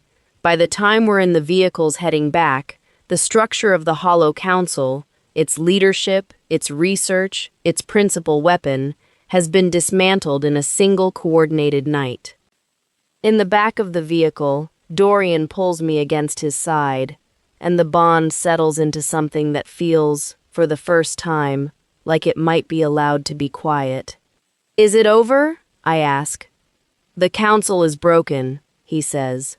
Not gone, never entirely gone, but broken. It will take them decades to rebuild, and by then the world will have changed too much for what they were trying to protect. He presses his mouth to my hair. It's over enough. That's not a very satisfying answer, I say.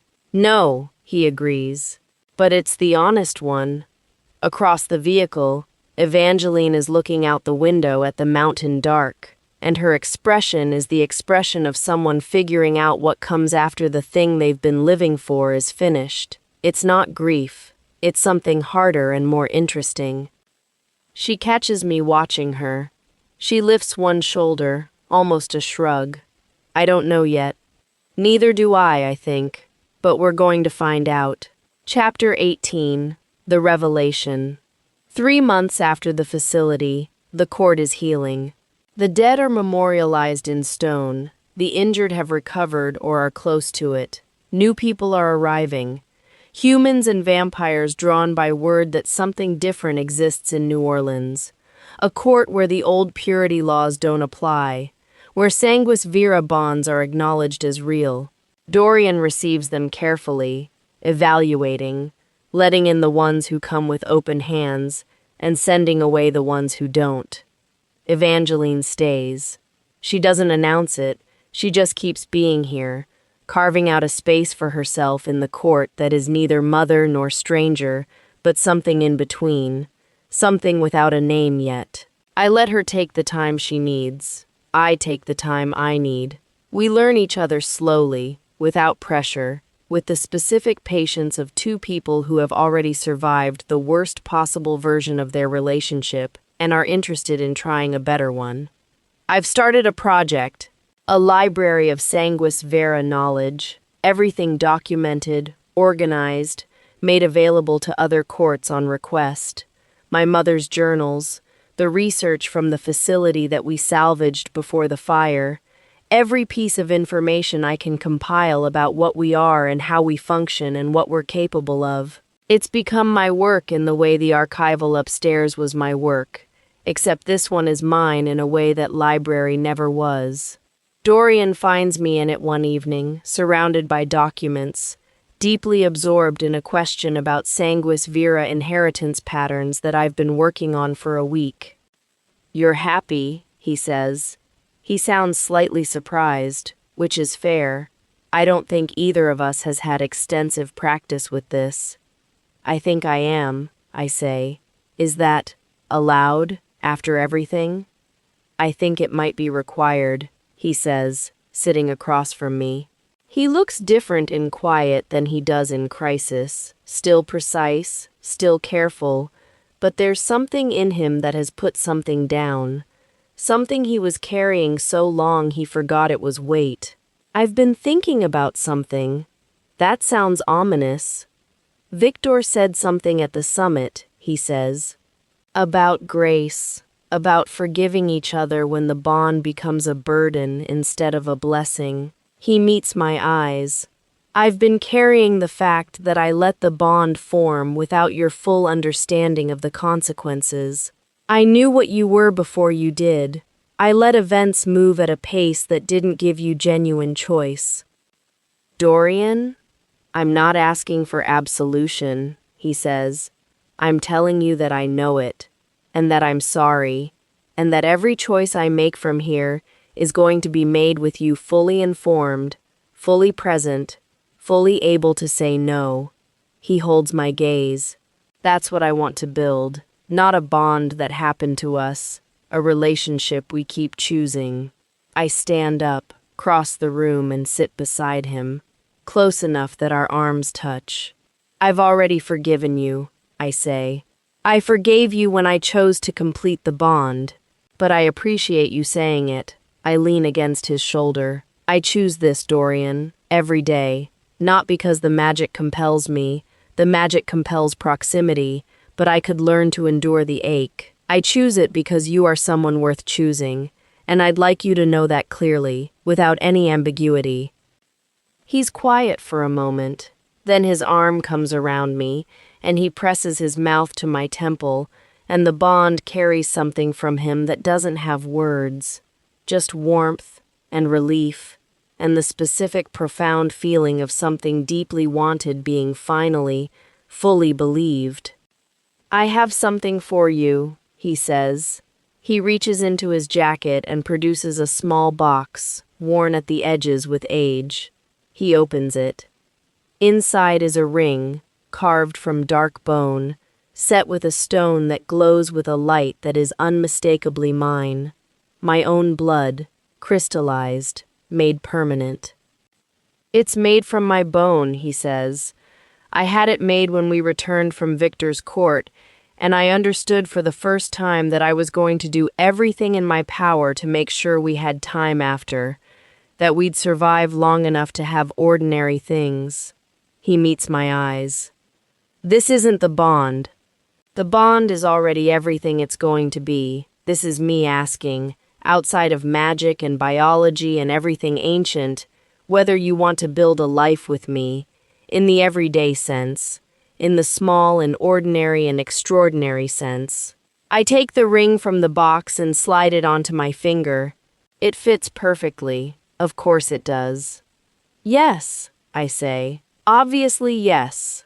He laughs, genuinely, in a way that makes the bond light up like something just came back on, and I realize I don't hear him laugh very often, and I am going to make a project of that.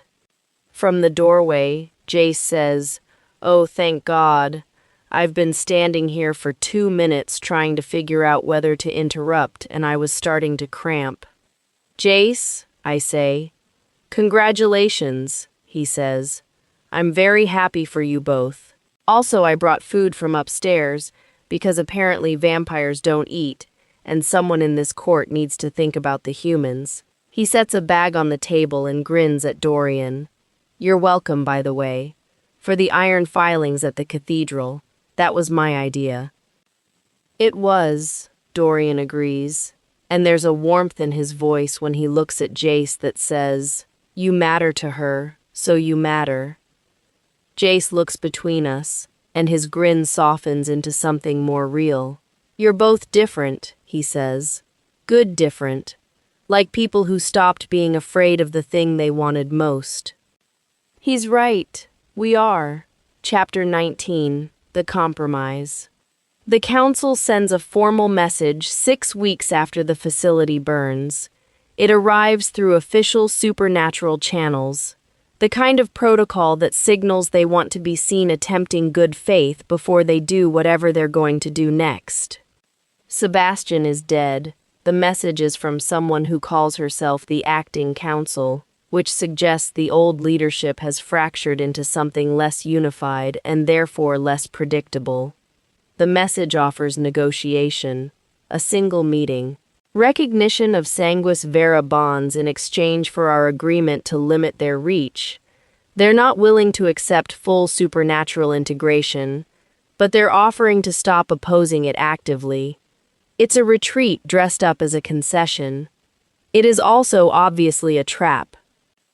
They want you in a room they control, Mira says, her assessment blunt as always. They'll attempt something. The compound is gone, but they have other tools. They want to prove that what you are is containable. They also need to be seen attempting peace, Victor says, from his position on the other side of the table. He's here in person, which is its own statement. The Crescent Moon Court has made its alliance formal and public. Refusing looks like aggression. Accepting and surviving looks like victory. The question is whether the victory is worth the risk. We go, Dorian says. He says it the way he says things when he's already decided and is telling the room rather than asking it. We go prepared. We go as what we are, not diminished. And if they attempt anything, his voice is very level, they won't get a second opportunity. He looks at me. Your call. I think about the panther, finally free in my bones after 24 years. I think about the sanguis vera magic I've been learning to direct, to shape, to use as something other than a passive power. I think about Dorian beside me, not in front of me, not protecting me from the front while I follow, beside me. We go, I say. The meeting is set in a neutral space, a cathedral in Atlanta that predates American record-keeping, chosen by the council, which means it's compromised, but there's no such thing as genuinely neutral ground when both parties understand the game. We arrive at sunset with Victor, Mira, and Jace. Jace, because he's been inside every major crisis in this story, and he's earned his place at the table, and also he brought iron filings to the last fight, and Dorian has developed a specific appreciation for him. The acting council waits for us in the nave. 7 members, ancient and composed. They look at me with expressions that try to remain neutral and don't entirely succeed. I represent something that has broken their world's assumptions, and the fracture is visible in how hard they're trying not to show it. We appreciate you coming, the senior member says. Her name is Isadora. We hope to speak plainly. Then do, Dorian says. The sanguis vera bond, she says, has proven more robust than we anticipated. Your survival, and the survival of your court, represents a precedent. We are, a pause, something careful happening in her expression, prepared to acknowledge that precedent. Acknowledge, I say, or accept. Her eyes move to me. The distinction matters to you. The distinction is the entire point, I say. Acknowledgement is a word you can revoke. Acceptance is a position. Which one are you offering? A long silence. The kind of silence that happens when very old things are being asked to change. Acceptance, she says finally, for bonds already formed. New bonds, as they arise, will be evaluated on case by case, I say, means we'll stop most of them. No, I feel Dorian's stillness beside me, not controlling, just present, letting me lead this. Full acceptance, all sanguis vera bonds, present and future, acknowledged as legitimate under supernatural law. Council resources redirected from opposition to documentation, and the research you were conducting, anything that survived the facility, surrendered and destroyed. Another silence, longer. Isadora looks at me, and what crosses her face isn't anger. It's the specific expression of someone recognizing that the world has already moved and they are choosing, right now, whether to move with it or be left behind by it. Agreed, she says. The concession reverberates through the room. Several of her colleagues look like they swallowed something difficult. Isadora's expression says she's already done the calculation and this is the only math that works. The new order is written tonight, Victor says quietly, from behind me.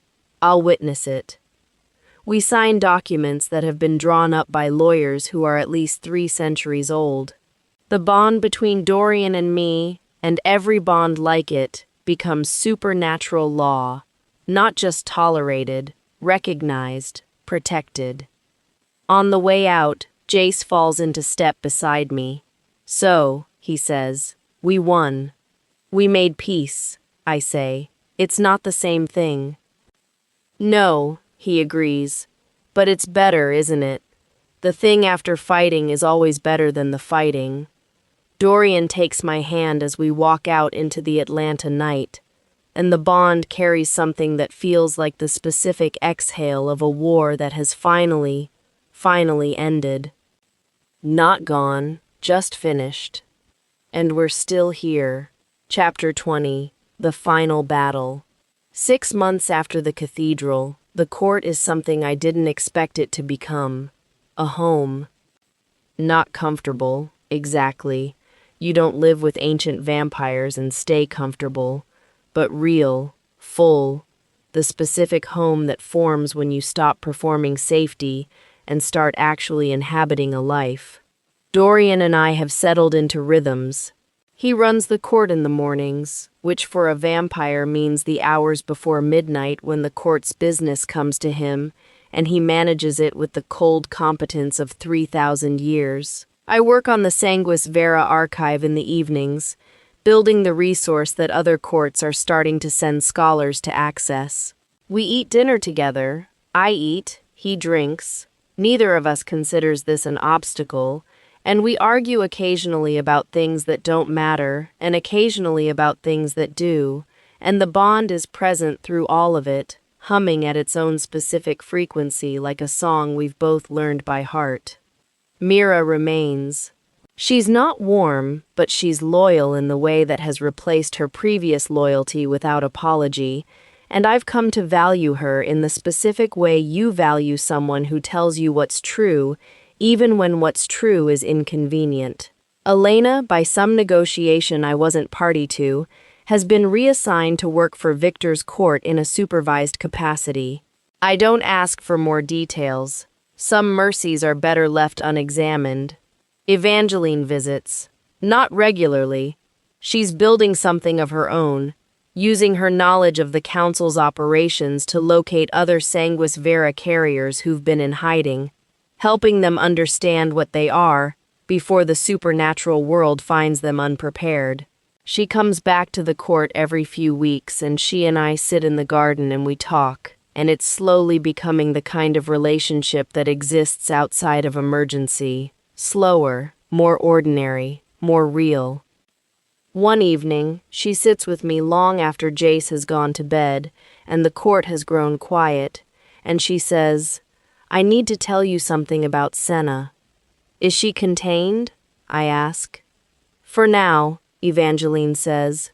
Victor's people found her in February. She's been, a pause. She's not trying to fight anymore.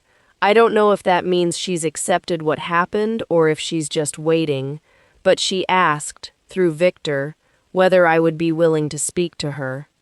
What did you say? Evangeline looks at her hands.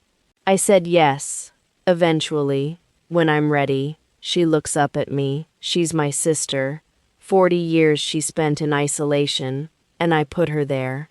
That's not something I get to just set aside. No, I agree, but it's also not something you have to decide tonight. She nods. And then, quietly, you're very good at this. At what? I ask. At letting things be unfinished, she says. At not forcing resolution before it's ready. She looks at me with something that is simply, quietly, love. Not performing it, not building toward it, just being it, in the ordinary way. I couldn't do that at your age. I needed everything resolved immediately. It got me into a great deal of trouble. I learned from someone who sealed her daughter's power and gave herself to the enemy to buy time, I say. You're not as bad at waiting as you think. She laughs, surprised, genuine, and in the sound of it I hear something of myself, and something of whatever we might be to each other going forward. Later, upstairs, Dorian is awake when I come to bed. He's reading. He reads constantly, consuming information the way mortals breathe, and he looks up when I come in, and his expression does the thing it does that I've stopped trying to describe and just let myself feel, warmth and wanting, and the particular look of someone who can't quite believe their luck even after 6 months of evidence. "How was she?" he asks. "Good," I say. "Better." I crawl into bed beside him and he puts the book down without being asked. "She's going to see Senna eventually." "I know," he says. "That's going to be complicated," I say. "Yes, but she'll handle it." I rest my head on his chest. The bond settles, comfortable and complete. Everything with her is going to be complicated for a while, and then eventually it'll just be normal complicated. The kind of complicated that's just life. "You're remarkably at peace with complicated," he says. "I bonded with a 3,000-year-old vampire in a subterranean court in New Orleans," I say. "Complicated lost its power to scare me some months ago." He laughs, quiet against my hair, and the bond carries his amusement and his affection and the profound, settled quality of someone who has, after a very long time, found the thing they were always looking for and is choosing, consciously, gratefully, to keep it. "I love you," he says. He says it without ceremony, the way he's begun to say it, not as declaration, just as fact. Something true that he wanted said aloud. "I love you," I say back, the same way. Outside, New Orleans hums its eternal nighttime song. Below us, in the vaults and the library and the ancient corridors, the court breathes in its sleep, and in a room that is finally, fully mine, I understand for the first time what it means to be whole, not the absence of complicated, not the end of difficult, not safety in the sanitized sense. Just this, all of this, being real in a life that is also real. Blood and bone and choice and love. It was always going to be enough. Enjoying the story so far? Don't forget to like the video, subscribe to the channel, and let us know your thoughts in the comments. Chapter 21. Healing. Victor calls the summit. Dorian doesn't argue about this.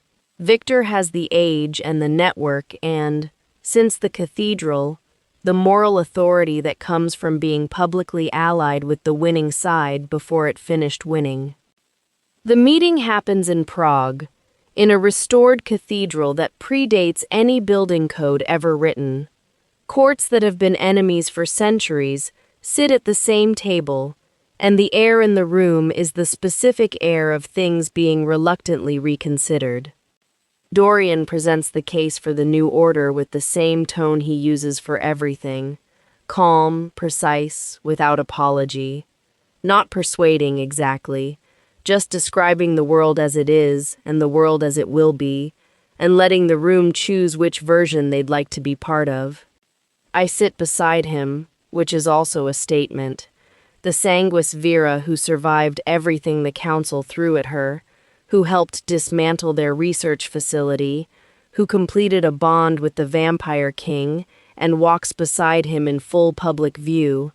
I don't speak much. I don't have to. I am the argument. Most courts agree to acknowledge sanguis Vera bonds as legitimate under supernatural law. Several commit to active protection. A few promise neutrality, which is the language of people who aren't ready to change but also aren't willing to die opposing change. 2 walk out. It isn't a victory. It's better than that. It's the beginning of something that will outlast everyone in the room. On the second evening, after the formal sessions, Victor finds me in the corridor outside the main chamber. He stands beside me and looks at the window, at the Prague skyline, with the expression of someone very old watching the world shift beneath their feet. "You're not what I expected," he says. "What did you expect?" I ask. "Something more, mythological," he says.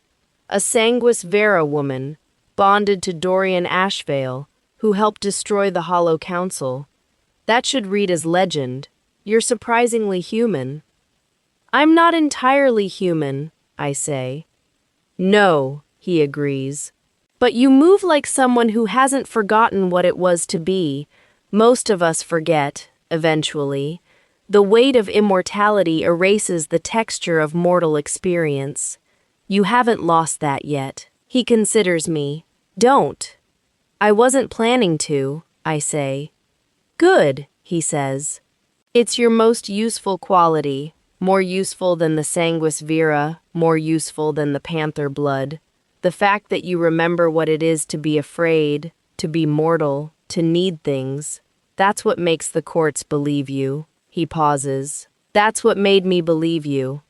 He leaves without waiting for a response, which is apparently how Victor operates. I stand at the window for a while with his words, and I think about what it means to be the thing that changes the world, whether it's a responsibility or just a fact, and what the difference is. Dorian finds me there. He's been in private negotiations with the two courts that walked out. From the set of his expression, the negotiations went reasonably well. "Ready to go home?" he asks. Home, Dorian's court, underground in New Orleans, with the gaslit corridors and the impossible garden, and the library that has become mine as much as his. The place where I'll be known as Callie Voss and Dorian Ashveil's bonded mate, and the woman who built the Sanguis Vera archive, and, according to Jace, the person who makes the best use of a kitchen that's technically operated by someone who doesn't eat. "Yes," I say, "very much." He takes my hand and we walk out of the cathedral, and somewhere above us the Prague stars are doing what stars have always done, and beneath our feet is everything that came before, and ahead of us is everything that hasn't happened yet. It's the best thing I've ever stood at the edge of. Chapter 22, The New Order. The binding ceremony happens on a Tuesday, which is not especially ceremonial, but we've been in courts and cathedrals enough recently that something quiet suits us better. Victor officiates, because he has the age and the authority, and because, after everything, he's become something that might be called a friend by someone willing to apply that word carefully to ancient vampires who use it in the precise, rather than the warm sense. The witnesses are Mira, who attends the way she attends everything, with professional completeness and minimal visible emotion, and Jace, who is visibly emotional enough for everyone in the room, and has been since we told him, and Evangeline, who arrived 2 days before and has been quietly present in the way she's learning to be, not hovering, not trying to be the mother she wasn't there to be, just here, just real. There are no vows. Vampire binding ceremonies don't operate in the language of promises, which is perhaps appropriate given that a promise can be broken and what we are to each other already can't be. Victor places my hand and Dorian's hand together, and the magic in the room acknowledges the gesture with the specific weight of something formal being recognized. "You are bound by magic older than empires," Victor says. "By blood and bone and something that predates the distinction between human and monster. May you find strength in that binding. May you find joy in it. And may you find the grace to forgive each other when the bond becomes a burden instead of a blessing, because it will at times, and the forgiveness is what makes it real." Dorian looks at me through this, and his expression is the most unguarded I've ever seen it in a room with other people. Not performed openness, not calculated vulnerability, just him, looking at me, with 3,000 years of waiting, finally arrived at a destination. I look back. I let him see everything. Jace cries. He does it quietly and with dignity, except that he also brought a handkerchief with my initials on it, which he hands to me after the ceremony, which means he was crying on my behalf, which is either the most generous or the most dramatic thing he's ever done. Probably both. That night, the court celebrates in the specific way of Dorian's court, quietly, with wine and good books and the kind of music that moves through stone corridors and changes character by the time it arrives. Dorian and I stand together in the garden courtyard, the impossible underground garden with its maintained ecosystem, and watch the court exist around us, and neither of us speaks for a long time because we don't need to. "I've been thinking," he says eventually. "About?" I ask. "The future," he says. "What it looks like now that it's something other than survival." He turns to me. "What do you want, Callie? Not what needs to happen, not what the court needs, or the Alliance needs, or the Sanguis Vera archive needs. What do you want?" It's a question I've never been asked directly, not by him, not by anyone. My whole life has been organized around what I'm good at, what I'm needed for, what I've been trained toward, what I want as a self-standing thing that's unfamiliar territory. I think about it honestly. I want to keep building the archive, I say. I want to find the other Sanguis Vera carriers, the ones who are alone right now, not understanding what they are, not knowing they could have this. I want to make sure no one goes through what I went through without information. A pause. And I want, eventually, to think about a family, with you, whatever that would look like. He's quiet for a moment. "It would be complicated," he says. "Yes," I say, "but we're very good at complicated." He presses his mouth to my temple. The bond carries something warm and careful and very, very long range. The feeling of someone making a decision that extends into decades rather than days. "Then we'll figure it out," he says, "when you're ready." "Not tonight," I say. "No," he agrees. "Tonight we just get to be married." I lean against him, and the court breathes around us, and overhead, somewhere, 6 stories up through stone and soil and the weight of New Orleans, the city does what the city does, oblivious and beautiful, and completely unaware of what lives in its foundations. Let it be unaware! We don't need to be witnessed to be real. We already are. Chapter 23. The Gift. Evangeline leaves again 3 weeks after the ceremony. She doesn't disappear this time, she tells me in advance, with a specific date and a forwarding contact, and the name of the city she's going to. She's building something of her own, working with the other Sanguis Vera carriers she's been finding. She'll come back. Before she goes, she gives me the rest of the journal. Not the sections Dorian had, the others. The ones she kept herself after the facility. The ones she wrote while captive that she never intended anyone to read. She hands it to me without ceremony and without explanation, just presses it into my hands and says, "You should know who I was, not just who I was trying to be." I read it over a week, at night, after Dorian is in whatever state of stillness serves him as rest.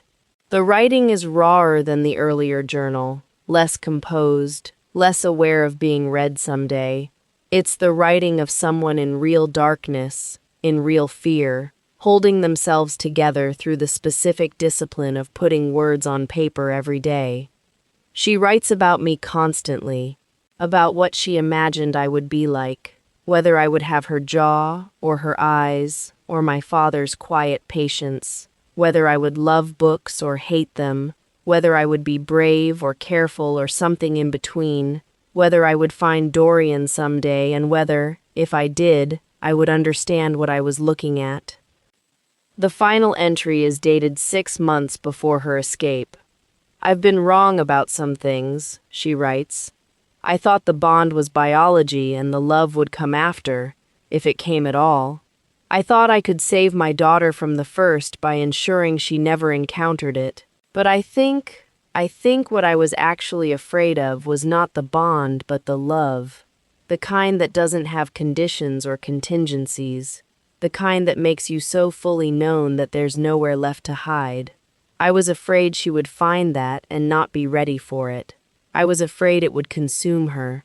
I sealed her to protect her from what I was afraid of, which is the most human thing I have ever done, the most cowardly, the most loving, probably all three. If she found him anyway, and I think she did, because she was always going to, because some things are simply true about people, then I hope she ran toward it. I hope she didn't do what I did, which was stand at the edge and calculate risk when the only real risk was never knowing what was on the other side. Run toward the terrifying things, Callie. They're the ones worth having. I close the journal and sit with it for a long time. Then I put it on the shelf where it belongs, next to the earlier one, next to the Sanguis Vera research, next to the things that are mine in the deepest sense. Dorian appears in the doorway. He sees my face and doesn't ask. He just crosses the room and sits beside me, and I lean into him. And the bond is very quiet, not empty, just settled, full. She ran toward it in the end, I say. The terrifying thing. Yes, he says. She did. So did I say. He presses his mouth to my hair. You ran fast, he says. And there's warmth in it, not teasing exactly, just recognition. You ran like someone who already knew where they were going. I didn't, I say. I just ran toward you. He holds me tighter, and I understand that this is what my mother was afraid of. Not the bond, not the danger, not the supernatural world with all its complications. Just this. The specific vulnerability of loving something this much, the specific terror of it being real. She was right to be afraid. It is terrifying. It is also, by a very significant margin, worth it. Chapter 24. The Future. A year after the bond was completed, Dorian takes me to a chamber I've never seen. It's deep in the bedrock of the court, below the blood vaults, below everything I know the layout of. The walls are carved with symbols that I recognize from the oldest sections of the Sanguis Vera archive, and the air in the room is different from the air everywhere else in the court. Older, more present. The feeling of standing in something's lung. The foundation, he says, where the first version of this court was established, where the oldest magic was worked. He places my hand on the stone wall, and I feel it immediately, magic thrumming at a frequency that makes my blood resonate in return. I've been thinking about something. You think about everything, I say. Yes, he says, but this specifically. He turns to face me. The Sanguis Vera bond grants the human immortality, but it isn't symmetric. You receive my life, but I receive your blood. The exchange isn't equal, and I've been looking for months at whether there's something older, something that would make the exchange genuinely balanced. I understand before he finishes. You want to make me. Something new, he says. Not vampire, not simply human. Something that combines what you are with what I am in a way that's never existed before. Something that would make us genuinely equal partners in immortality. He pauses. Your blood, your panther genetics, your Sanguis Vera, combined with vampire biology. A transformation rather than a bond enhancement. And you would keep yourself, Callie. It wouldn't erase you. It would just add to what's already there. The council would say it's impossible, I say. The council has been wrong about everything related to us, he says. His hand comes up to my face, the familiar gesture, the one that started in the study when he told me what I was. I'm not asking you to decide now. I'm not asking you to decide at all if you don't want this. The bond is already complete. You already have my life sustaining yours. This is, he searches for the word, additional, optional, only if you want it. I think about optional. I think about choice. The thing he promised me after the bond was complete. The thing he's kept deliberately even when the bond itself wants something else. The fact that he's asking rather than arranging. Yes, I say. He blinks. You don't want to think about it? I've been thinking about it since you first explained what the bond was, I say. I've been thinking about what it would mean to be equal in the truest sense. To not just receive your life, but to sustain my own. To be something that exists in its own right. Not as a complement to you, but alongside you. I meet his eyes. Yes, Dorian. Show me how. The transformation takes 3 nights. 3 nights of ritual and blood and magic that makes the seal breaking feel like a warm-up. This is older, deeper, more structural. It rewrites things at a cellular level. My body becomes something it's never been. Not quite vampire, not quite human, not quite shifter, but something that holds all 3 in a new configuration. I am faster, stronger, with senses that expand beyond what even the panther gave me. My blood still glows with sanguis vera luminescence. I still dream the way humans dream. But I will not age, I will not diminish, and the bond between us is no longer asymmetric. We sustain each other, equally, completely. When it's finished, Dorian looks at me across the chamber, and his expression is the expression of someone seeing something unprecedented for the first time and understanding that this is what the world has been moving toward. How do you feel? He asks. Like myself, I say, but more. He crosses the chamber and takes my face in his hands and kisses me, and the bond runs between us like a current that has finally found its perfect circuit. Not one direction, not the other, just flowing. You are the most extraordinary thing in 3,000 years, he says against my mouth. We are, I say, both of us, together. He laughs and pulls me closer, and outside in the court above us, the next version of the supernatural world is already beginning, and we are in the middle of it, and the middle is exactly where we chose to be. Chapter 25, Blood and Bone. 2 years after the night I walked through a door at the bottom of the world and found a man with copper eyes sitting on a throne of dark wood and bone, I know what I am.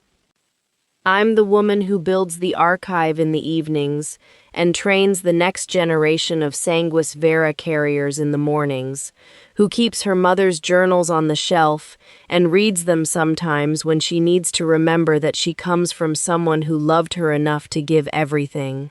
I'm the woman who argues with her husband about books and wins, who drinks coffee on the rooftop of a building in New Orleans that doesn't officially exist, who has a best friend who brings iron filings to fights and is the most reliable human in the supernatural world by a significant margin.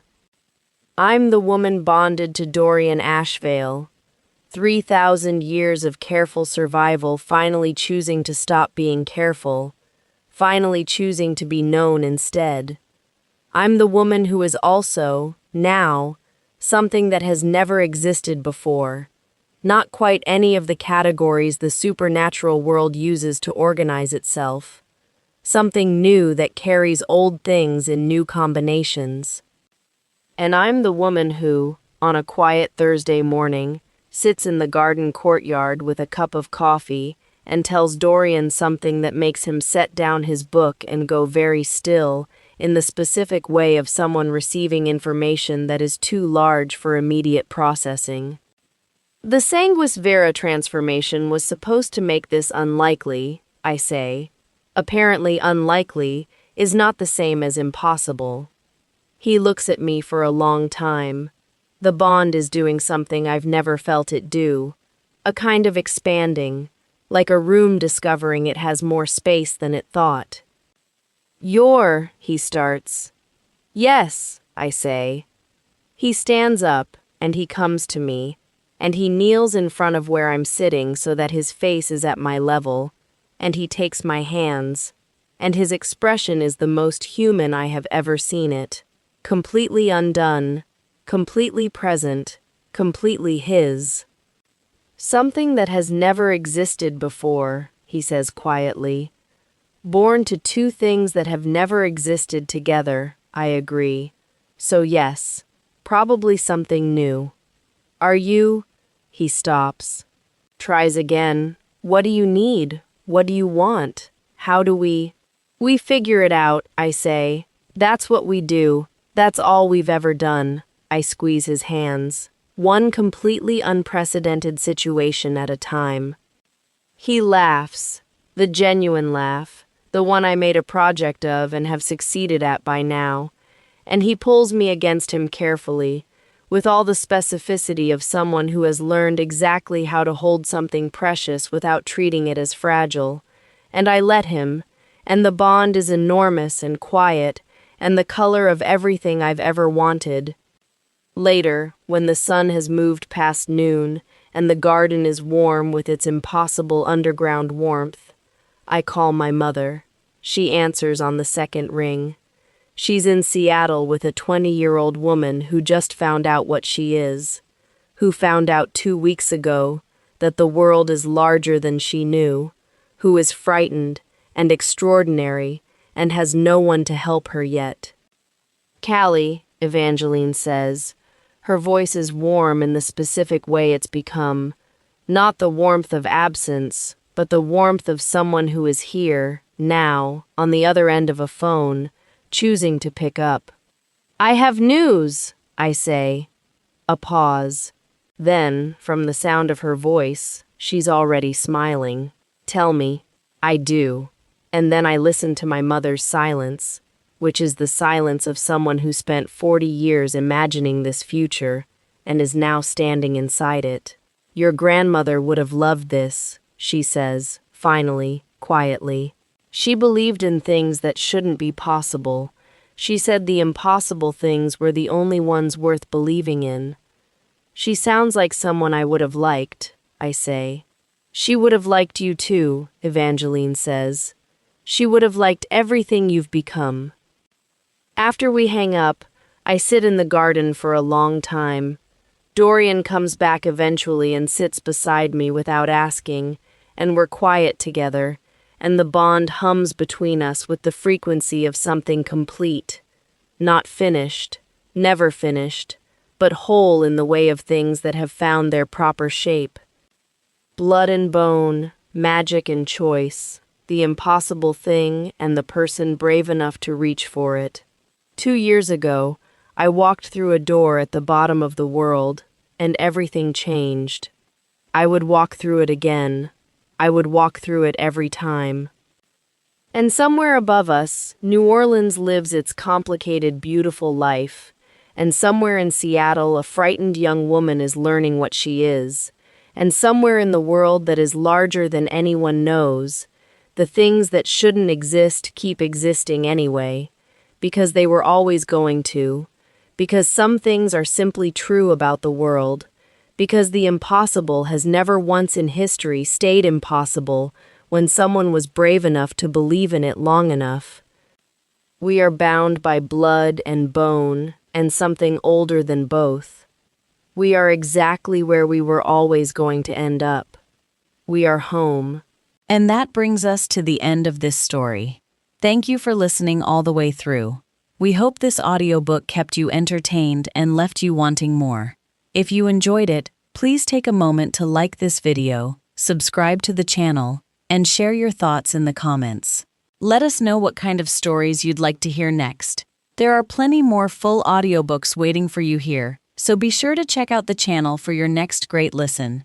Until next time, happy listening.